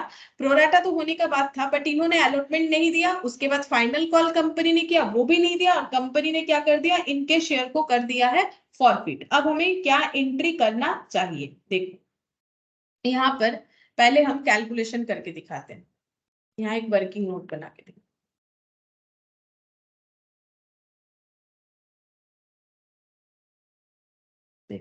यहाँ पर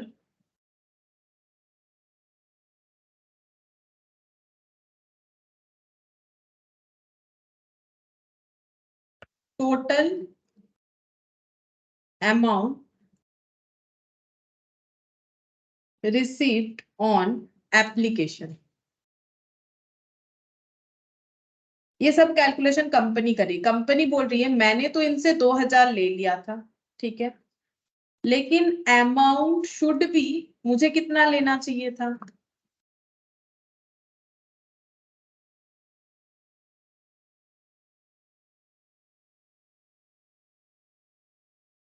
सिक्स 600 इंटू 2, 1200, ठीक है। तो excess adjusted in next call, next call में जो हम लोग एडजस्ट कर सकते हैं वो अमाउंट है 800, ठीक है। अभी मैंने वही समझा है, इसको जस्ट थोड़ा सा प्रेजेंटेशन करके लिख दिया, ठीक है। अच्छा, अब क्या हुआ? अमाउंट अब एडजस्ट करेंगे, देखेंगे कितना एडजस्ट हो सकता है। तो अमाउंट ड्यू ऑन अलॉटमेंट, अब कंपनी बोल रही है इनसे मुझे अलॉटमेंट में कितना पैसा मिलने वाला है, तो इनको हम लोगों ने 600 शेयर्स अलॉट किया है, कंपनी बोल रही है, तो इनसे 600 शेयर्स पे ही अलॉटमेंट का पैसा मांग सकते हैं। जो एक्सेस इनका रख लिया है वो एडजस्ट कर लेंगे। देखते कितना कॉल करना पड़ेगा, तो अमाउंट 5 रुपीज कॉल करना पड़ेगा, जिसमें से 3 हम लोग कैपिटल में दे देंगे और 2 हम लोग प्रीमियम में दे देंगे, लेकिन मिलेगा कितना इनसे? पर शेयर 5 रुपीज विथ प्रीमियम। तो यहाँ पर लिखेंगे 600 इंटू 5, तो ये कितना हो जाएगा? ये हम लोग का हो गया 3000, ठीक है। अच्छा, अब 3000 हो गया। अब हम लोग को देखना पड़ेगा कि कितना एडजस्ट कर सकते हैं। अब एडजस्ट हम लोग 800 कर सकते हैं। अगर हम लोग डायरेक्ट यहाँ पर 800 कर देंगे तो एक प्रॉब्लम हो सकता है। देखो हमें क्या करना है, क्वेश्चन एक रूल्स है। रूल्स क्या बोला है, in case of pro rata allotment where shares are issued at premium, pro rata allotment हो रहा है और शेयर प्रीमियम इशू हुआ था, the excess money received on application will be first adjusted to capital and then for securities premium. तो हमें यहाँ पर ये दोनों का जो है डिवाइडेशन करना पड़ेगा कि 3000 जो रिसीव होगा उसमें कैपिटल में कितना जाएगा, मतलब इक्विटी शेयर कैपिटल में कितना जाएगा, सिक्योरिटीज प्रीमियम में कितना जाएगा, वो हमें बाइफर्केशन कर लेना पड़ेगा। तो देखो कैपिटल में कितना जाएगा, 600 इंटू कैपिटल वैल्यू यानी कि 3 रुपीज, प्रीमियम में कितना जाएगा 600 इंटू 2 रुपीज यानी कि प्रीमियम वैल्यू, ये देखो 600 इंटू 2 रुपीज यानी प्रीमियम वैल्यू 1200 और यहाँ पर हो गया 1800, ठीक है। अब अगर हमें एडजस्ट करना है तो रूल्स क्या बोल रहा है, पहले हमें कैपिटल अकाउंट से एडजस्ट करना पड़ेगा। तो हमारे पास 800 एक्सेस है तो हम लोग पहले यहाँ पर एडजस्ट करेंगे 800 को, तो यहाँ पर करेंगे एक्सेस मनी एडजस्टेड 800, ठीक है। तो बचा कितना 1000, एक्सेस मनी 800 यानी बचा 1000। यहाँ एडजस्ट नहीं कर सकते, इसीलिए हम बोल रहे थे कि कंबाइनली हम लोग अगर यहाँ से -800 कर देंगे और बोलेंगे कितना आया यहाँ पर 2200, वैसे 2200 ही आएगा, बाकी अमाउंट 1000 एंड 1200 टोटल 2200। लेकिन ये नहीं चलेगा, ऐसे हम लोग कंबाइनली नहीं कर सकते क्योंकि रूल्स बोल रहा है कि जो भी एक्सेस अमाउंट है पहले कैपिटल से एडजस्ट करो, उसके बाद भी अगर बचता है तो प्रीमियम से करो। जैसे यहाँ बचा नहीं, मान लो यहाँ पर हम लोग का एक्सेस मनी होता सपोज कि 2000, 800 की जगह सपोज 2000 होता, तो हम लोग 1800 से 1800 एडजस्ट कर लेते क्योंकि हमारे पास अगर एक्सेस अवेलेबल है सपोज 2000 तो 1800 एडजस्ट होता, यहाँ से 200 एडजस्ट होता। तो पहले कैपिटल से एडजस्ट करना है, उसके बाद ही हम लोग प्रीमियम से एडजस्ट कर पाएंगे अगर बच रहा है तो, अगर नहीं बच रहा है तो नहीं कर पाएंगे, जैसे यहाँ पर हुआ, ठीक है। अच्छा, अब इन्होंने तो अलॉटमेंट का पैसा नहीं दिया, जैसे कि हमें क्वेश्चन में बोला है कि ये अलॉटमेंट देने पे जो है नहीं दे पाए, ठीक है, फेलियर हो गए। तो अलॉटमेंट में हमें कितना नहीं मिला, तो कंपनी बोलेगी amount not received in allotment. Company ये नहीं बोलेगी कि मुझे 3000 नहीं मिला, कंपनी बोलेगी मुझे नहीं मिला 1000 towards capital and 1200 towards securities premium, यानी मुझे टोटल 2200 नहीं मिला। ये कैलकुलेशन हमें समझ में आना चाहिए कि कंपनी को कितना नहीं मिला। तो कॉल करने पे जितना ड्यू हुआ था पूरा वो नहीं मिला, पहला बात है, ऐसा तो हम लोग बोल ही नहीं सकते कि हमें 3000 नहीं मिला क्योंकि उनका तो 800 हम लोग लेके बैठे थे। तो अगर हम लोग अगर ये प्रीमियम का केस नहीं होता तो सिंपल 3000 से 800 लेस करके कंपनी बोलती कि इनसे 2200 मिलने वाला था जो इन्होंने नहीं दिया, ठीक है। क्योंकि यहाँ पर प्रीमियम का कंसेप्ट आ रहा है तो प्रीमियम और कैपिटल को हमें अलग अलग करके जो है यहाँ पर दिखाना पड़ेगा। Excess value always first adjusted with capital, after that अगर सरप्लस होता है तो हम लोग प्रीमियम से एडजस्ट कर पाएंगे, ठीक है। तो ये हम लोग कंसेप्ट सीख लिए कि कैसे होगा। अब हमें करना है एंट्री फॉर फीचर का, अब एंट्री करेंगे, ये तो वर्किंग नोट था, अब एंट्री करेंगे। तो एंट्री कैसे होगा, ये देखो, equity share capital account debit, equity share capital account debit, ठीक है। बोलो कितने से डेबिट करें, अमाउंट बोलो, पूरा पूरा अमाउंट बोलो, कितना नंबर ऑफ शेयर्स इनटू कितना वैल्यू होगा कैपिटल में, सोच के बताओ।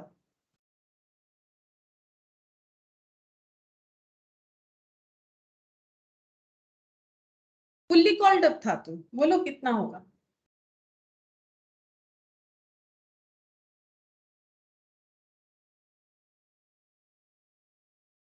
बोलो कितना होगा, अरे गलत होने से कोई बात नहीं है, बोलो कितना होगा। हम 10 करके। हाँ 10 करके होगा, फुल्ली कॉल्ड अप है, नॉमिनल वैल्यू कितना है 10 है। अच्छा, कितने शेयर फॉरफिट हो रहे हैं ये बताओ। जितना अलॉट किया था उतना ही फॉरफिट कर सकता है कंपनी, कितना अलॉट किया था उतना ही फॉरफिट करेगा, जितना दिया है उतना ही वापस लेगा। 600, अगर कोई 1000 लिखोगे तो गलत होगा ना, 1000 तो अलॉट ही नहीं किया, 600 अलॉट किया तो 600 ही जो है कैंसिल आउट कर सकता है। तो यहाँ पर हो गया 10 रुपीज 6000। अच्छा, अब बोलो प्रीमियम डेबिट करना है कि नहीं करना है, बताओ प्रीमियम डेबिट करना है कि नहीं करना है, ये हमें सोचना पड़ेगा ना जब भी फॉरफीचर का एंट्री आए, अगर प्रीमियम है। मैम डेबिट करना होगा, अभी एडजस्ट नहीं हुआ है। हाँ डेबिट करना पड़ेगा क्योंकि रिसीव नहीं हुआ है। अगर अलॉटमेंट का पैसा ही नहीं मिला तो रिसीव नहीं हुआ है। लेकिन एक पॉइंट है, अगर ये अमाउंट से ये अमाउंट एडजस्ट हो जाता तब हमें डेबिट नहीं करना पड़ता। सपोज अगर हम लोग के पास इतना एक्सेस अमाउंट होता कंपनी के पास कि प्रीमियम का पैसा भी एडजस्ट हो जा रहा है तो हमें प्रीमियम का एंट्री नहीं करना पड़ता। अगर पूरा एडजस्ट हो जा रहा है तो नहीं करना पड़ता। और अगर मान लो 200 एडजस्ट हुआ बाकी बच गया तो हमें 1000 से करना पड़ता। लेकिन यहाँ पर पूरा एक भी रुपए प्रीमियम वाला एडजस्ट नहीं हुआ तो सिक्योरिटीज प्रीमियम कितने से डेबिट होगा, पूरा 1200 से डेबिट होगा। इसीलिए ये बाइफर्केशन करना जरूरी है। अगर इसमें से 100 रुपीज भी एडजस्ट होता तो हम लोग प्रीमियम में 1100 लिखते, ठीक है, 1200 लिखने का जरूरत नहीं होता। तो सिक्योरिटीज प्रीमियम कितने से डेबिट करेंगे, क्योंकि यहाँ पर फुल्ली जो है हमें कुछ भी मतलब फुल्ली अनरिसीव्ड हो रहा है, ठीक है, कुछ भी एडजस्ट हुआ नहीं है। तो सिक्योरिटीज प्रीमियम डेबिट 600 इंटू 2।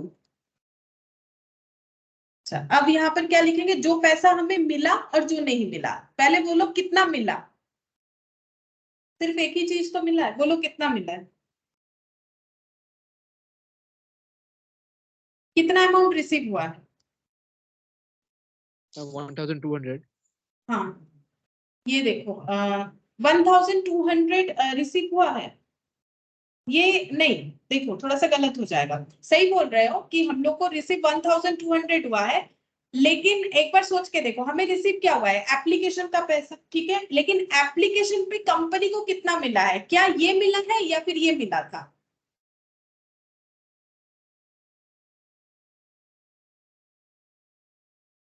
मतलब 600 इंटू 2 मिला था एप्लीकेशन पे या 1000 इंटू 2 मिला था।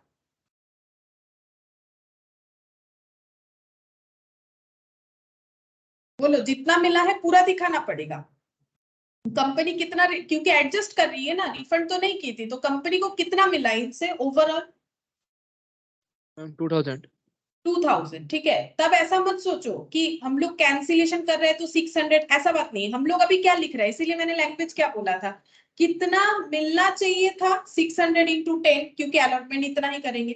कितना नहीं मिला और कितना मिला, तो मिला कितना, क्योंकि प्रोराटा अलॉटमेंट था तो कंपनी ने 1000 शेयर्स पे पैसा ले रखा था, 2 शेयर फॉर फीचर। ये देखो 1000 इंटू 2, कंपनी को 2000 रुपीज मिला था, ठीक है, कंपनी को 2000 रुपीज मिला था।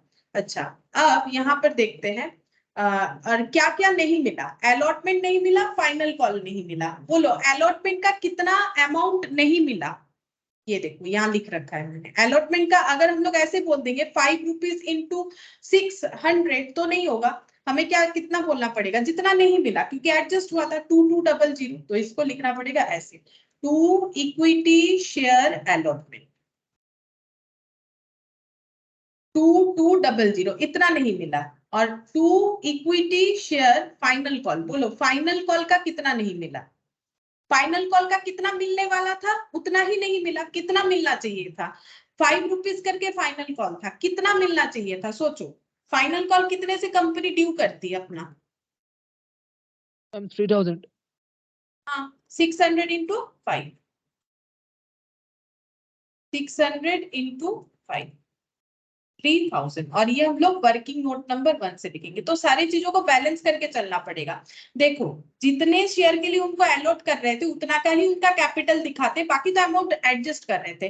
तो हम लोगों को 6000 से ओवरऑल मिलना चाहिए था, ठीक है। एक्स्ट्रा ले रखा था तो इसका मतलब ये थोड़ी ना 6000 से ज्यादा ले लेंगे, वो तो नेक्स्ट कॉल में एडजस्ट करने वाले थे। प्रीमियम का पैसा नहीं मिला तो 600 शेयर्स पे नहीं मिला, 2 रुपीज करके था, हम लोगों ने 1200 दिखा दिया। फिर क्या हुआ, हम लोगों ने देखा कि कितना पैसा इनसे ले रखे ओवरऑल, तो ओवरऑल हम लोगों ने एप्लीकेशन का लिया, लेकिन 1000 शेयर्स पे लिया था ना, तो टोटल कितना पैसा ले रखा था 2000, ठीक है। और कितना पैसा अलॉटमेंट में लेना चाहिए, देखो यहाँ रिड्यूस कर दिया, यहाँ रिड्यूस कर दिया ना। अगर तुम लोग यहाँ पर 600 इंटू 2 करोगे तो कंसेप्ट गलत हो जाएगा। 1200 हम लोगों ने लिया नहीं, हम लोगों ने फॉरफीचर जो किया, जो टोटल उनसे रिसीव हुआ, तो एप्लीकेशन में हम लोगों ने उनसे 2000 लिया। अभी अलॉटमेंट में तो हम लोग 2200 लिख रहे हैं ना, हम लोग अलॉटमेंट में तो ये नहीं लिख रहे हैं कि 600 into 5 यानी 3000, ठीक है।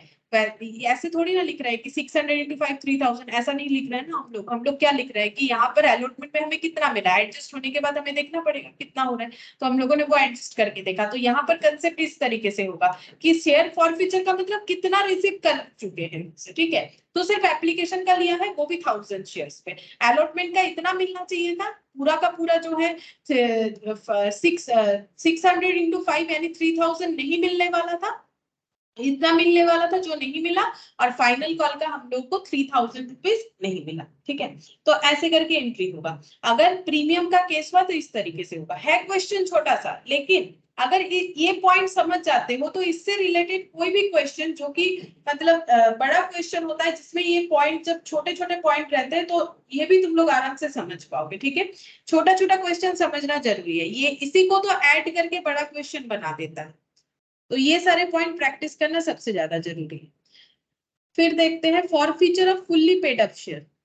अच्छा, यहाँ पर क्या बोला है, देखो ये पॉइंट बोल रहा है, ये थियोरेटिकल पॉइंट है, forfeiture off fully paid up share. यहाँ पर अगर फुल्ली पेड अप शेयर है फिर भी बोल रहा है फॉरफिट हुआ है, ठीक है। फुल्ली पेड, हम देखते हैं पहले, इसके पहले कोई क्वेश्चन छूट गया क्या मेरा, नहीं, ठीक है। बोल रहा है देखो फॉरफिट हुआ है फुल्ली पेड अप शेयर। अब ये कैसा बात हो गया, अभी तो हम लोग पढ़ रहे थे कि अगर नॉन पेमेंट है तो ही शेयर फॉरफिट होता है, फुल्ली पेड अप शेयर का भी फॉरफिट होगा। हाँ होगा, कब होगा, अगर जो शेयर होल्डर है उनसे कुछ कंपनी को मिलने वाला था बट वो नहीं दे रहे तो उनका शेयर फॉरफिट कर लिया जाता है। ये देखो, forfeiture for non payment of calls, premium और the unpaid portion of the face value of the share is one of the many causes for which shares may be forfeited. Normally share forfeit किया जाता है call का पैसा नहीं देने पे, premium नहीं देने पे, अनपेड पोर्शन के लिए, ठीक है। But fully paid up shares मतलब जिसमें पूरा पैसा दे रखा है शेयर होल्डर ने, may be forfeited for realisation of debts of the share holder if the article specifically provide. मतलब एओए में अगर बोला हुआ है फुल्ली पेड अप शेयर होने के बाद भी अगर शेयर होल्डर से कुछ रियलाइजेशन होना था कंपनी का, कंपनी शेयर होल्डर नहीं दे रहा है तो कंपनी उनका शेयर जो है कैंसिल कर सकती है, ठीक है। ये जस्ट थियोरेटिकल पॉइंट है, इस पे कोई क्वेश्चन वगैरह नहीं होता है। अब नेक्स्ट हम लोग पढ़ेंगे री इशू ऑफ फॉरफिटेड शेयर। अगर कंपनी फॉरफिटेड शेयर को री इशू करती है तो क्या एंट्री होगा, ठीक है। यहाँ पर देखो, if forfeited share is merely a share available to the company for sale and remains vested in the company for that purpose only। जो शेयर फॉरफिट हो जाता है, कैंसिल हो जाता है, कंपनी उसे क्या कर सकती है, री इशू कर सकती है, ठीक है। री इशू का मतलब फिर से अलॉटमेंट नहीं होता है, सिर्फ सेल होता है, ठीक है। अलॉटमेंट नहीं होता है। अलॉटमेंट का मतलब जब नया शेयर इशू होता है, ठीक है। जब ऑलरेडी इशूड शेयर, क्यों नहीं होता है अलॉटमेंट पता है, जैसे मान लो इसके पास 2 शेयर था, ठीक है, इसके पास 2 शेयर था, अब इसने पैसा नहीं दिया, कंपनी ने इससे शेयर छीन के, ठीक है, इसको दे दिया, मतलब फॉरफिट करके इसको दे दिया, तो कंपनी का नंबर ऑफ शेयर थोड़ी ना बढ़ा। कंपनी का मान लो पहले भी 2 शेयर था जो इसके पास था, अब इससे हटके कंपनी ने इसको दे दिया, ठीक है, फॉरफिट करके, कैंसिल करके, री इशू करके इसको दे दिया, but total number of allotment तो कंपनी का शेयर 2 ही रहा, ठीक है। तो इसीलिए ये न्यू अलॉटमेंट नहीं है, न्यू अलॉटमेंट होने से तो नंबर ऑफ शेयर इंक्रीज होगा। ये रीसेल, रीसेल मतलब क्या, फिर से अगेन सेल है, ठीक है, कि इसको सेल कर दिया, बस नाम बदल दिया, इसका नाम हटा के इसका नाम लगा दिया और इसको दे दिया, ओनरशिप इसका आ गया, लेकिन इससे अलॉटमेंट नहीं हुआ। अलॉटमेंट का मतलब होता है कि अगर कंपनी अगर नया शेयर इशू करती तो 2 प्लस और भी अगर शेयर इशू करती तो और हो जाता जितना शेयर इशू करती, इसीलिए बोल रहा है ये कोई अलॉटमेंट नहीं है, ये है सेल करना। The share after forfeiture in the hands of the company is subject to an obligation to dispose it of. In practice, forfeited share are disposed of by auction. Normally auction करके ये share जो है cell किया जाता है, ठीक है। Reissue जब किया जाएगा तब एक कंडीशन बताया गया है, देखो, These shares can be reissued at any price. कोई भी प्राइस पे रीइशू करो, कोई प्रॉब्लम नहीं है, so long as the total amount received. लेकिन एक कंडीशन है, as the total amount received for those share is not less than the amount in arrear on those shares, ठीक है। जो अमाउंट रिसीव होगा, फिर से अगर सेल करेंगे शेयर को तो फिर से कंपनी को पैसा मिलेगा, तो कंपनी के पास जो अमाउंट रिसीव होगा वो अमाउंट एटलीस्ट जो एरियर अमाउंट है उससे कम नहीं होना चाहिए। मतलब ये समझाते हैं, देखो एक शेयर का एप्लीकेशन का 2 रुपीज था, अलॉटमेंट का 3 रुपीज था, फर्स्ट एंड फाइनल कॉल का 5 रुपीज था, टोटल 10 रुपीज था, ठीक है। तो किसी एक मतलब शेयर होल्डर ने 2 रुपीज दे दिया, 3 रुपीज दे दिया, बट 5 रुपीज नहीं दिया, ठीक है। अब कंपनी इसी शेयर को कर रही है री इशू, ठीक है, इसी शेयर को री इशू कर रही है। तो क्वेश्चन क्या बोला है, टोटल अमाउंट रिसीव। अब मान लो री इशू कर रही है 8 रुपीज में, ठीक है, तो टोटल अमाउंट रिसीव कितना हो गया 8 रुपीज, लेकिन पहले से कम में कर रही है तो डिस्काउंट में री इशू कर रही है। बात समझो, कंपनी का शेयर पहले तो 10 रुपए का था, अभी वो अगर इशू कर रही है 8 रुपीज में तो वो डिस्काउंट में कर रही है। तो कितने डिस्काउंट में, 2 रुपीज में, ये सही बात है। लेकिन जो एरियर अमाउंट है उससे ज्यादा में कर रही है, उससे कम में करने से नहीं चलेगा। क्या बोला है देखो, अमाउंट रिसीव्ड फॉर दो shares is not less than the amount in arrear for दो शेयर। अगर एरियर वैल्यू 5 रुपीज था तो इशू जो है, इशू प्राइस जो है, री इशू प्राइस जो है वो मोर देन 5 होना पड़ेगा, ठीक है। 5 से अगर इस शेयर को हम लोग 4 रुपए में इशू करेंगे, री इशू करेंगे तो नहीं चलेगा, एरियर अमाउंट से ज्यादा में री इशू करना पड़ेगा। अगर 4 रुपए में करते हैं तो डिस्काउंट 6 रुपीज हो जाएगा, डिस्काउंट में ही हो रहा है, चाहे 4 में करो चाहे 8 में करो, लेकिन 8 में कर सकते हैं क्योंकि एरियर से ज्यादा है, लेकिन 4 रुपीज में नहीं कर सकते हैं बिकॉज एरियर से कम है। तो ये रूल्स है कि जो एरियर अमाउंट है उससे कम में हम लोग री इशू नहीं कर सकते। अब एंट्री कैसे होगा जब री इशू करेंगे, बैंक अकाउंट डेबिट, तो जैसे हम लोग 8 में कर सकते हैं, मैंने लिख दिया 8 rupees. Forfeited share account debit, loss on री इशू, री इशू करने पे कोई लॉस हो रहा है, हाँ हो रहा है। क्या हो रहा है, पहले शेयर 10 रुपीज का था और अब उसी शेयर को हम लोग 8 रुपीज पे री इशू कर रहे हैं, तो हम लोग का लॉस कितना हो गया, 2 रुपीज। तो उसको क्या लिखना पड़ता है, फॉरफिटेड शेयर अकाउंट डेबिट, ठीक है। लॉस ऑन री इशू के लिए अकाउंट जो मतलब अकाउंट नेम यूज होगा that is forfeited share account debit to share capital. मतलब कितने का इसका नॉमिनल वैल्यू है 10 रुपीज, हम लोग तो कम में कर रहे हैं तो 10 रुपीज हो जाएगा, ठीक है। फिर यहाँ पर बोला है forfeited share account to capital reserve, ठीक है। तो अगर प्रॉफिट होता है री इशू पे तो वो प्रॉफिट यहाँ पर ट्रांसफर हो जाएगा, प्रॉफिट होता है री इशू पे तो वो प्रॉफिट यहाँ पर ट्रांसफर होगा। तो वो हम लोग देखेंगे कि प्रॉफिट हो रहा है क्या हो रहा है, तो वहां पर प्रॉफिट अगर होगा तो ट्रांसफर करेंगे। अभी तो मैंने ये डिस्काउंट वाला एग्जाम्पल लिया, तो इस तरीके से एंट्री होगा। तो ये पॉइंट एक बार हम लोगों ने समझा। अब देखते हैं क्वेश्चन कैसा है, उससे और भी क्लियरली समझ में आ जाएगा। अच्छा, यहाँ पर कुछ पॉइंट्स है वो भी देख लो। यहाँ पर बोला है कि loss on reissue should not exceed the forfeited amount. अच्छा, वही सेम चीज ही बोला है। और यहाँ पर बोला है किस तरीके से एंट्री होना चाहिए, तो इसको अलग से रीड करने का जरूरत नहीं, अभी हम ही बताएंगे, देखो क्वेश्चन करेंगे तब। ये वाला illustration 14।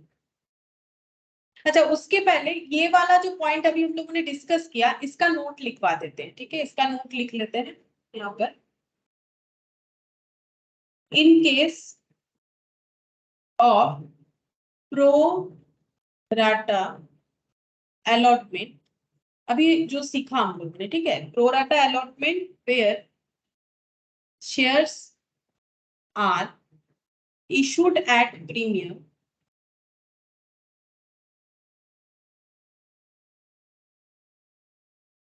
the excess money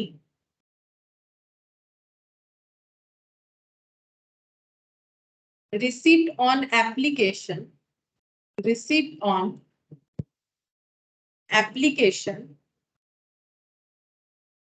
will be first adjust to capital and then for securities free। ये क्या होगा ना, कॉपी में अगर ये बात लिखा हुआ रहेगा तो आसानी से याद हो जाएगा ये, और एक बार लिख लोगे खुद से तो भी याद हो जाता है। सिक्योरिटीज प्रीमियम में एडजस्ट होगा, ये वाला पॉइंट है अभी जो मैंने यहाँ पर डिस्कस किया क्वेश्चन। अच्छा, इसके बाद हम लोग 14 नंबर क्वेश्चन को करते हैं। देखो, री इशू में क्या बोला है, इस क्वेश्चन को देखो। Mister long who was the holder of 2000 preference shares of 100 each on which 75 per share has been called up। बोल रहा है मिस्टर लॉन्ग जिनके पास 2000 प्रेफरेंस शेयर्स है 100 each on which 75 per shares has been called up। Company ने अभी तक 75 called up किया है, could not pay his dues on allotment। Company ने टोटल 75 कॉल्ड अप किया है, जिसमें से उन्होंने अपना अलॉटमेंट नहीं दिया है, मतलब नहीं दे पाए, ऐसा लिखा हुआ है। एंड फर्स्ट कॉल ईच 25 पर शेयर। अच्छा, इन्होंने अलॉटमेंट और फर्स्ट कॉल दोनों फेल किया है, दोनों ही 25 करके है। पहले तो इतना बोला है, चलो पहले हम लोग इतना बात को लिख लेते हैं, ठीक है। तो देखिए, मिस्टर लॉन्ग,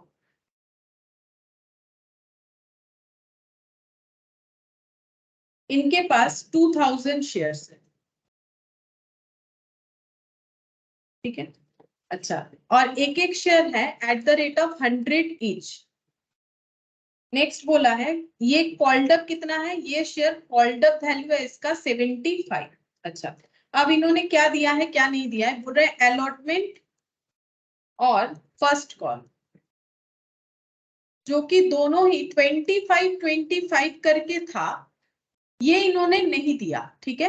कॉल्ड अप है 75, तो मुझे बोल सकते हो एप्लीकेशन का अमाउंट कितना होगा, क्योंकि जरूर एप्लीकेशन तो होता ही है, एप्लीकेशन के बाद ही अलॉटमेंट फर्स्ट कॉल आता है, बट क्वेश्चन में वो नहीं बोला है। लेकिन अगर शेयर 75 कॉल्ड अप है, अलॉटमेंट और फर्स्ट कॉल का 25 नहीं दिया है, तो मुझे बता पाओगे कि एप्लीकेशन का कितना अमाउंट था, जो कि क्वेश्चन में डायरेक्टली नहीं दिया है।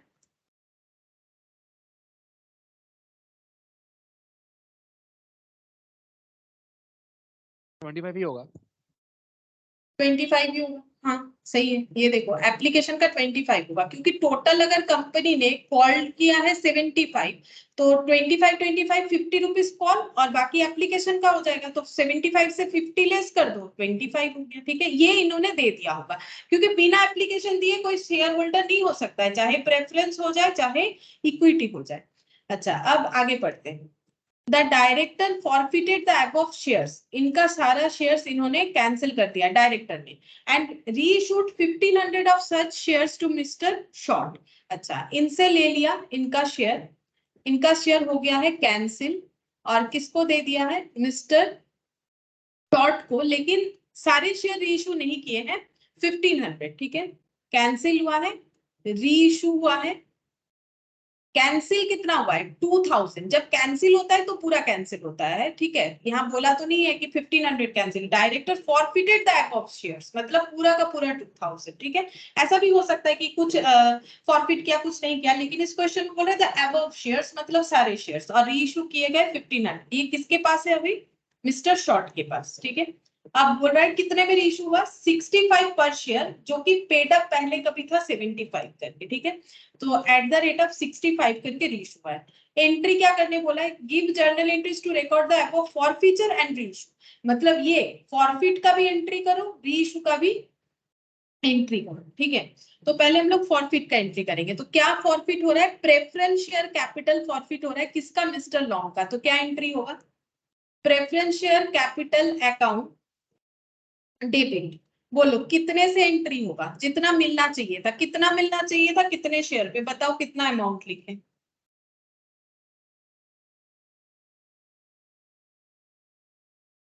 सोच के बताओ, कोई बात नहीं, टाइम ले लो, सोच के बताओ कितना लिखना है, जितना मिलना चाहिए, मिस्टर लॉन्ग से कंपनी को कितना मिलना चाहिए।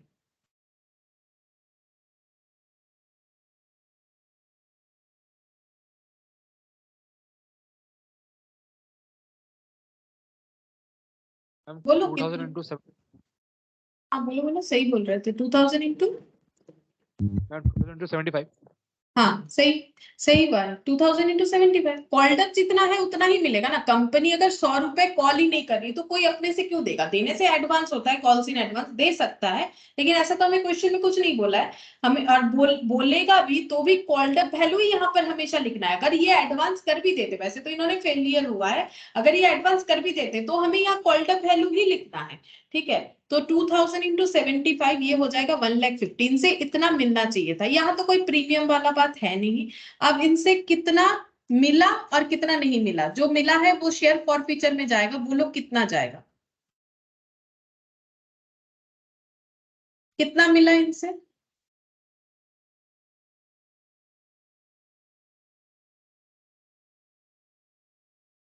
एक ही तो टिक है, क्या मिला, राइट तो एक ही जगह पे है, कितना मिला।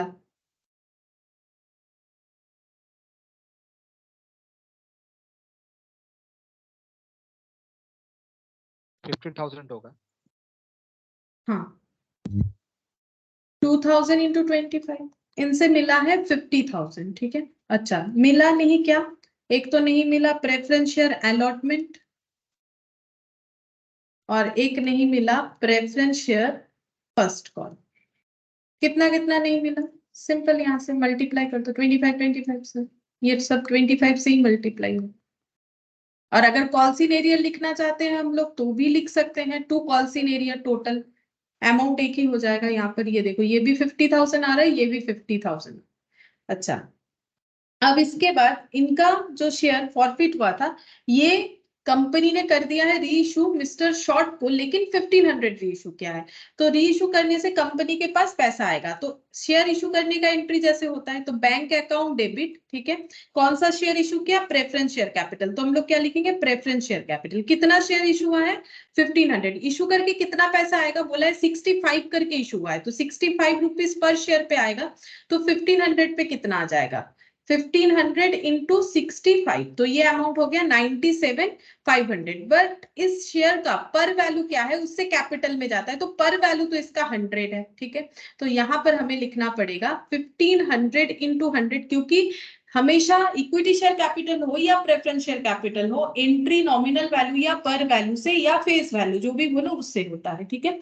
अच्छा यहाँ पर, अच्छा हाँ एक प्रॉब्लम हो गया, यहाँ रुको, यहाँ पर हमें लिखना पड़ेगा 75 प्रेफरेंस शेयर कैपिटल, क्योंकि यहाँ पर कॉल्ड अप तो पूरा था नहीं ना, कॉल्ड अप हम लोग का 75 तक ही था। तो यहाँ पर जितना मिलने वाला था उतना नहीं मिलेगा, मतलब हाँ पर नॉमिनल वैल्यू से दिखा रहे हैं, लेकिन नॉमिनल वैल्यू पूरा 100 नहीं दिखा पाएंगे ना, क्योंकि यहाँ पर 100 कॉल्ड अप था नहीं, नॉमिनल वैल्यू ही दिखा रहे हैं हम लोग, लेकिन वो 75 तक दिखाना पड़ेगा, ठीक है। तो 75 इंटू 1500 देखते हैं कितना होगा। ये हो गया हम लोग का 1,12,500। अब हमें चेक करना पड़ेगा क्या शेयर रीइशू करते वक्त हमारा कोई लॉस हुआ। 65 रुपीज हम लोगों ने लिया और ये कॉल्ड अप था 75 तक, तो मुझे बोलो कि लॉस ऑन रीइशू कितना है, लॉस ऑन रीइशू बोलो, लॉस ऑन रेशियो कितना है। लॉस ऑन रेशियो हम लोग कैसे कैलकुलेट करेंगे, जितना हमारा कॉल्ड अप है और जितने में हम लोगों ने रेशियो किया उसका डिफरेंस हमें मिलना चाहिए था इस शेयर पे। अगर सारा चीज सही सही जाता तो 75, लेकिन हमें मिला कितना 65, तो लॉस कितना हुआ 10 रुपीज का, ठीक है। तो ये 10 रुपीज से यहाँ पर एंट्री होगा, 1500 शेयर पे 10 रुपीज का हमारा लॉस हुआ रीइशू करते वक्त, तो ये हो गया 15,000। यहाँ पर लिखेंगे शेयर फॉरफीचर। फिर से समझा देते हैं ये वाला पॉइंट, जब हम लोग का रीइशू होता है तो क्या एंट्री होगा, जैसे शेयर इशू का एंट्री होता है बैंक टू शेयर कैपिटल, तो bank to share capital, preference था तो प्रेफरेंस शेयर कैपिटल, कितना पैसा आ रहा है 65 में रीइशू कर रहे हैं तो 65 करके आ रहा है, कितना शेयर इशू कर रहे हैं 1500, तो 1500 का दिखाएंगे। अच्छा अब कैपिटल में कितना जाना चाहिए, कैपिटल में हमेशा नॉमिनल वैल्यू जाना चाहिए, लेकिन जब 100 रुपीज का कॉल ही नहीं था 75 का था, तो 75 से दिखाएंगे। और रीइशू करते वक्त लॉस हुआ है, कैसे लॉस को आइडेंटिफाई करेंगे, कितना मिल जाता, अगर कुछ भी गड़बड़ नहीं होता तो पर शेयर पे 75 मिलता, जहां पर शेयर पे हमें 65 मिल रहा है। इसीलिए देखो लैंग्वेज ऐसे लिखा हुआ होता है, ये देखो 65 शेयर्स पेड अप एज 75, तो ये दोनों का गैप, ठीक है। तो कितना हो गया 10 रुपीज, इतना हम लोग का लॉस है। अभी हम लोग का एंट्री खत्म नहीं हुआ, अब हमें ये देखना पड़ेगा, ये देखो ये वाला जो एंट्री था ना, मैंने बोला हम समझाएंगे, ये देखो ये वाला एंट्री, ये जो सेकेंड एंट्री है यहाँ पर दिखाते हैं, forfeited share account debit to capital reserve, क्या लिखा हुआ है, being the profit on reissue transfer to the capital reserve, ठीक है। तो ये प्रॉफिट का मतलब कैसे प्रॉफिट का बात हो रहा है, यहाँ पर देखो शेयर फॉरफीचर में हम लोगों का कितना था 25 रुपीज था, ठीक है। मतलब हम लोगों ने इनका जो अमाउंट रिटर्न नहीं किया था, जिनका शेयर हम लोगों ने फॉरफिट किया उनसे पर शेयर पे 25 ले रखा था। अब उसी शेयर को जब हम लोगों ने रीइशू किया, क्योंकि कंपनी के लिए तो ये एक प्रॉफिट है ना, कंपनी ने 25 जो है लिया इनसे, इनको रिटर्न नहीं किया, इनका शेयर कैंसिल कर दिया अकॉर्डिंग टू रूल्स।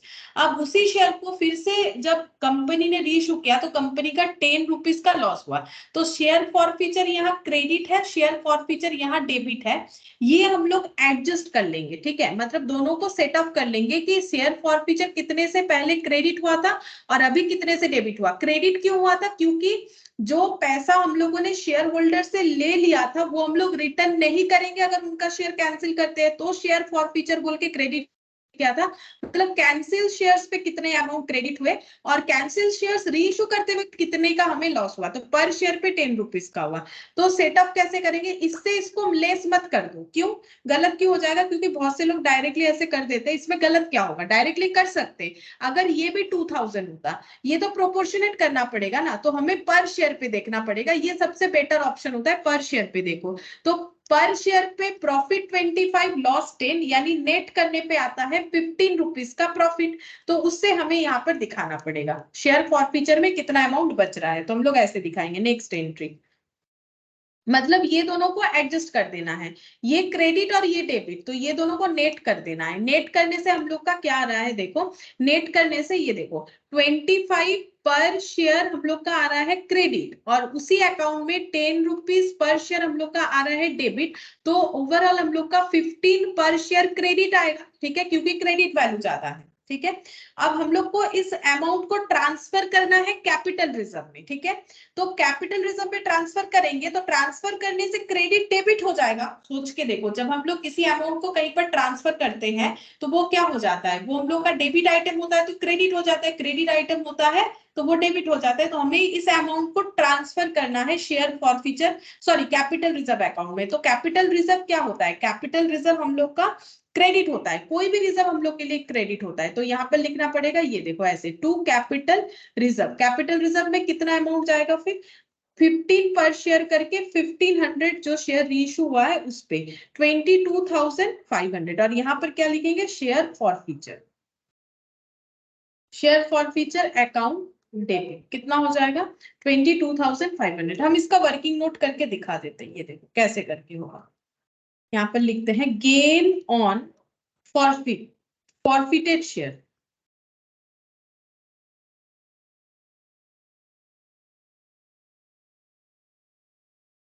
$50,000, ठीक है, गेन ऑन फॉरफिटेड शेयर पर के हिसाब से दिखाएंगे, ये तो टोटल है, ठीक है, टोटल गेन, और पर शेयर पे गेन कितना है 25 करके, ठीक है, 25 पर शेयर, वैसे हमें यहाँ पर दिख भी रहा था, हम लोग यहाँ से भी ऐसे भी ले सकते हैं, 25 करके एक एक शेयर पे गेन हुआ था जब फॉरफिट हुआ था।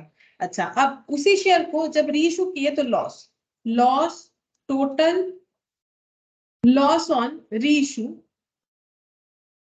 15,000, लॉस पर शेयर ऑन रीइश्यू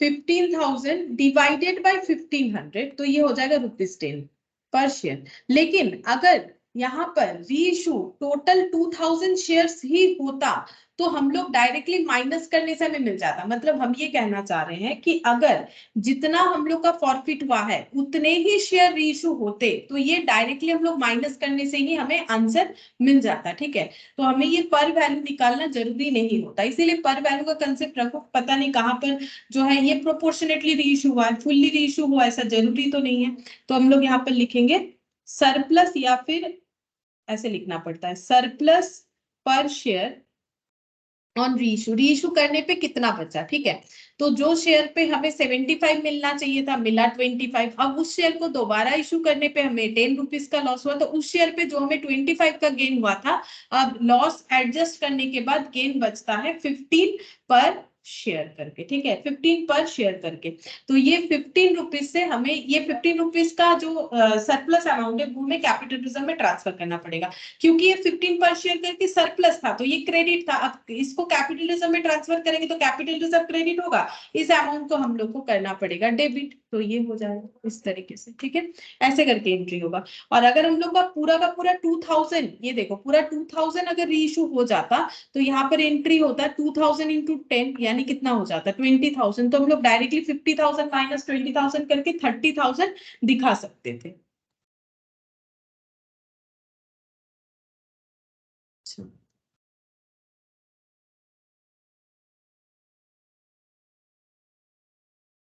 ये देखो यहाँ पर पॉइंट्स एक बार बता देते हैं। अब देखो, loss on reissue should not exceed the forfeited amount. अब समझ में आएगा। ये देखो, लॉस ऑन रीइश्यू कितना था, 10 रुपीज था। ये ज्यादा नहीं होना चाहिए फॉरफिटेड अमाउंट से। मतलब जो 25 हम लोगों ने गेन कर रखा है इस शेयर पे, उससे ज्यादा लॉस में हम लोग शेयर को रीइश्यू नहीं कर सकते। वो मैंने पहले भी इस पॉइंट को बताया, वहां पर था। If loss on reissue is less than the amount forfeited, the surplus amount be transfer to capital reserve, जो मैंने अभी अभी किया। Loss on reissue is less than amount forfeited, ठीक है। अमाउंट फॉरफिटेड कितना है, 25। लॉस ऑन रीइश्यू कितना है, 10 रुपीज। तो loss on reissue is less than amount forfeited, तो बोल रहा है कि सरप्लस जो बच जाएगा एडजस्ट करने के बाद, वो कहाँ ट्रांसफर करना है, कैपिटल रिजर्व। मैंने वही करके दिखाया। ये देखो, कैपिटल रिजर्व में क्या जाएगा, जो सरप्लस अमाउंट है वो हम लोग का कैपिटल रिजर्व में जाएगा। अब जितने सारे शेयर्स होंगे उसके अकॉर्डिंग जाएगा। अब यहाँ पर क्या बोले, the forfeited amount on shares originally paid up not yet reissued should be shown under the heading share capital। अच्छा, ये हम लोग जब बैलेंस शीट पढ़ेंगे तब हम बताएंगे कि क्या क्या लिखा जाता है। when only a portion of the forfeited share are issued then the profit made on reissue of such portion of shares must be transferred to capital reserve। ये क्या बोल रहा है, अगर हम लोग का पूरा शेयर रीइश्यू नहीं होता है, जो कि इस क्वेश्चन में था। देखो, हम लोग का पूरा शेयर रीइश्यू नहीं हुआ, 1500 रीइश्यू हुआ, तब हम लोग डायरेक्टली इन दोनों को माइनस नहीं कर सकते। इसीलिए मैंने पर वैल्यू निकाला, प्रोपोर्शनेट अमाउंट हम लोगों ने दिया, ठीक है। प्रोपोर्शनेट अमाउंट हम लोगों ने दिया। एक्चुअली प्रोपोर्शनेट कैसे करके कैलकुलेट किया जाता है, और एक तरीका भी होता है प्रोपोर्शनेट कैलकुलेट करने का। ये देखो, यहाँ पर हम लोग ऐसे करके भी कैलकुलेट कर सकते हैं, यूनिटरी मेथड करके भी किया जा सकता है। ये देखो, 2000 शेयर्स पे फॉरफीचर अमाउंट 50,000, ऐसे किया जा सकता है। ये देखो, 2000 शेयर्स पे फॉरफिटेड अमाउंट 50,000, लेकिन ये थोड़ा टफ होगा प्रोपोर्शनेट करके। बेटर है कि पर वैल्यू निकाल के करो। तो ये एक ही बात है। ये देखो, फिर 1500 पे कितना हो जाएगा फॉरफिटेड अमाउंट, 1500 पे, ठीक है। 1500 पे हो जाएगा 50,000 डिवाइडेड बाय 2000 इंटू 1500, ठीक है। ये करने से हम लोग का कितना आ रहा है, 50,000 डिवाइडेड बाय 2000 इंटू 1500। तो ये हम लोग का आ गया 37,500। ये क्या हो गया, शेयर फॉरफीचर का क्रेडिट अमाउंट फॉर 1500 शेयर, और शेयर फॉरफीचर का डेबिट अमाउंट, मतलब रीइश्यू करने पे कितना आया है, रीइश्यू करने पे लॉस हुआ है 15,000, ठीक है। तो ये देखो, ये क्रेडिट अमाउंट है शेयर फॉरफीचर का 15,000 शेयर्स पे, और यहाँ पर लॉस हुआ हम लोग का रीइश्यू करने पे 15,000। इन दोनों का डिफरेंस देखो, शेयर फॉरफीचर का जो है डेबिट अमाउंट। अब इन दोनों को जो है माइनस कर लो, कितना आ जाएगा, देखो 22,500, ये वाला आ जाएगा। वही बोल रहा है प्रोपोर्शनेट करके करो, लेकिन मुझे लगता है प्रोपोर्शनेट करके करने पे जितना टाइम लगेगा, उससे हम लोग पर वैल्यू से ज्यादा जल्दी कैलकुलेट कर सकते हैं, अगर पर वैल्यू क्वेश्चन में रहेगा तो। बाई चांस अगर किसी वजह से ऐसा होता है कि यहाँ पर वैल्यू नहीं समझ में आ रहा है, तो प्रोपोर्शनेट करके करो। प्रोपोर्शनेट का मतलब हमें ये देखो, हमें एडजस्ट करना है। हमें 2000 शेयर के साथ 1500 को एडजस्ट करना है, तो हम लोग 2000 के साथ 1500, तो मुझे इसको भी 1500 में ट्रांसफर करना पड़ेगा, क्योंकि मेरा रीइश्यू 1500 हुआ है। 1500 के लॉस के साथ 1500 का गेन एडजस्ट करना पड़ेगा। तो 2000 का गेन अगर 50,000 है, 1500 का गेन मैंने निकाल लिया प्रोपोर्शनेट करके 37,500। तो फिर यहाँ से हम लोग कैलकुलेट कर सकते हैं कि कितना लॉस हम लोग का, कितना कैपिटल रिजर्व में जाएगा लॉस एडजस्ट होने के बाद। तो वही पॉइंट बोला था, प्रोपोर्शनेट अमाउंट कैपिटल रिजर्व में देना है। When the shares are reissued at loss, such loss is to be debited to forfeited share account. वो तो हम लोगों ने किया। अगर लॉस में रीइश्यू होगा तो उसे फॉरफिटेड शेयर फॉरफिटेड अकाउंट में दिखा, वही तो दिखाया 10 रुपीज।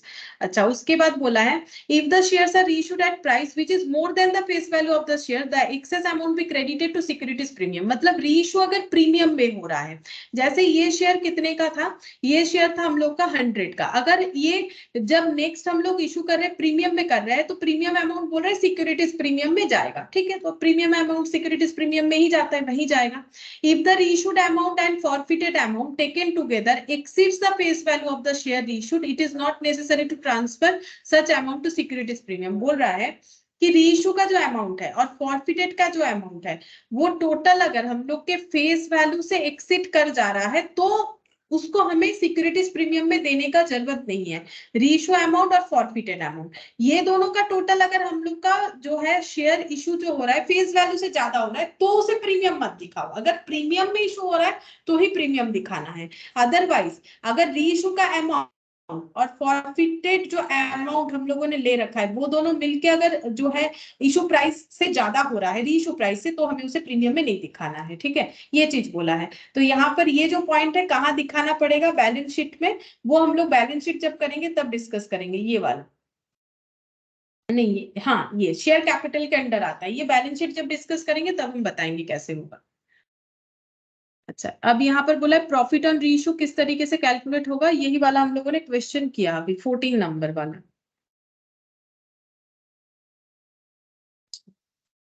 इसके बाद है हम लोग का क्वेश्चन नंबर 15। अच्छा, क्वेश्चन नंबर 15 में ना बैलेंस शीट है, तो एक काम करते हैं, क्वेश्चन नंबर 15 का टाइम भी लगेगा, इसको अभी हम लोग नहीं करते हैं, नेक्स्ट क्लास में हम लोग बैलेंस शीट और ये क्वेश्चन नंबर 15 ये करेंगे। पहले बैलेंस शीट बता देंगे तो क्वेश्चन नंबर 15 और बाकी जो क्वेश्चन है सब आगे बैलेंस शीट रिलेटेड है, तो हम लोग कर पाएंगे। तो ये हम लोग नेक्स्ट क्लास में करेंगे, आज हम लोग इतना ही करते हैं।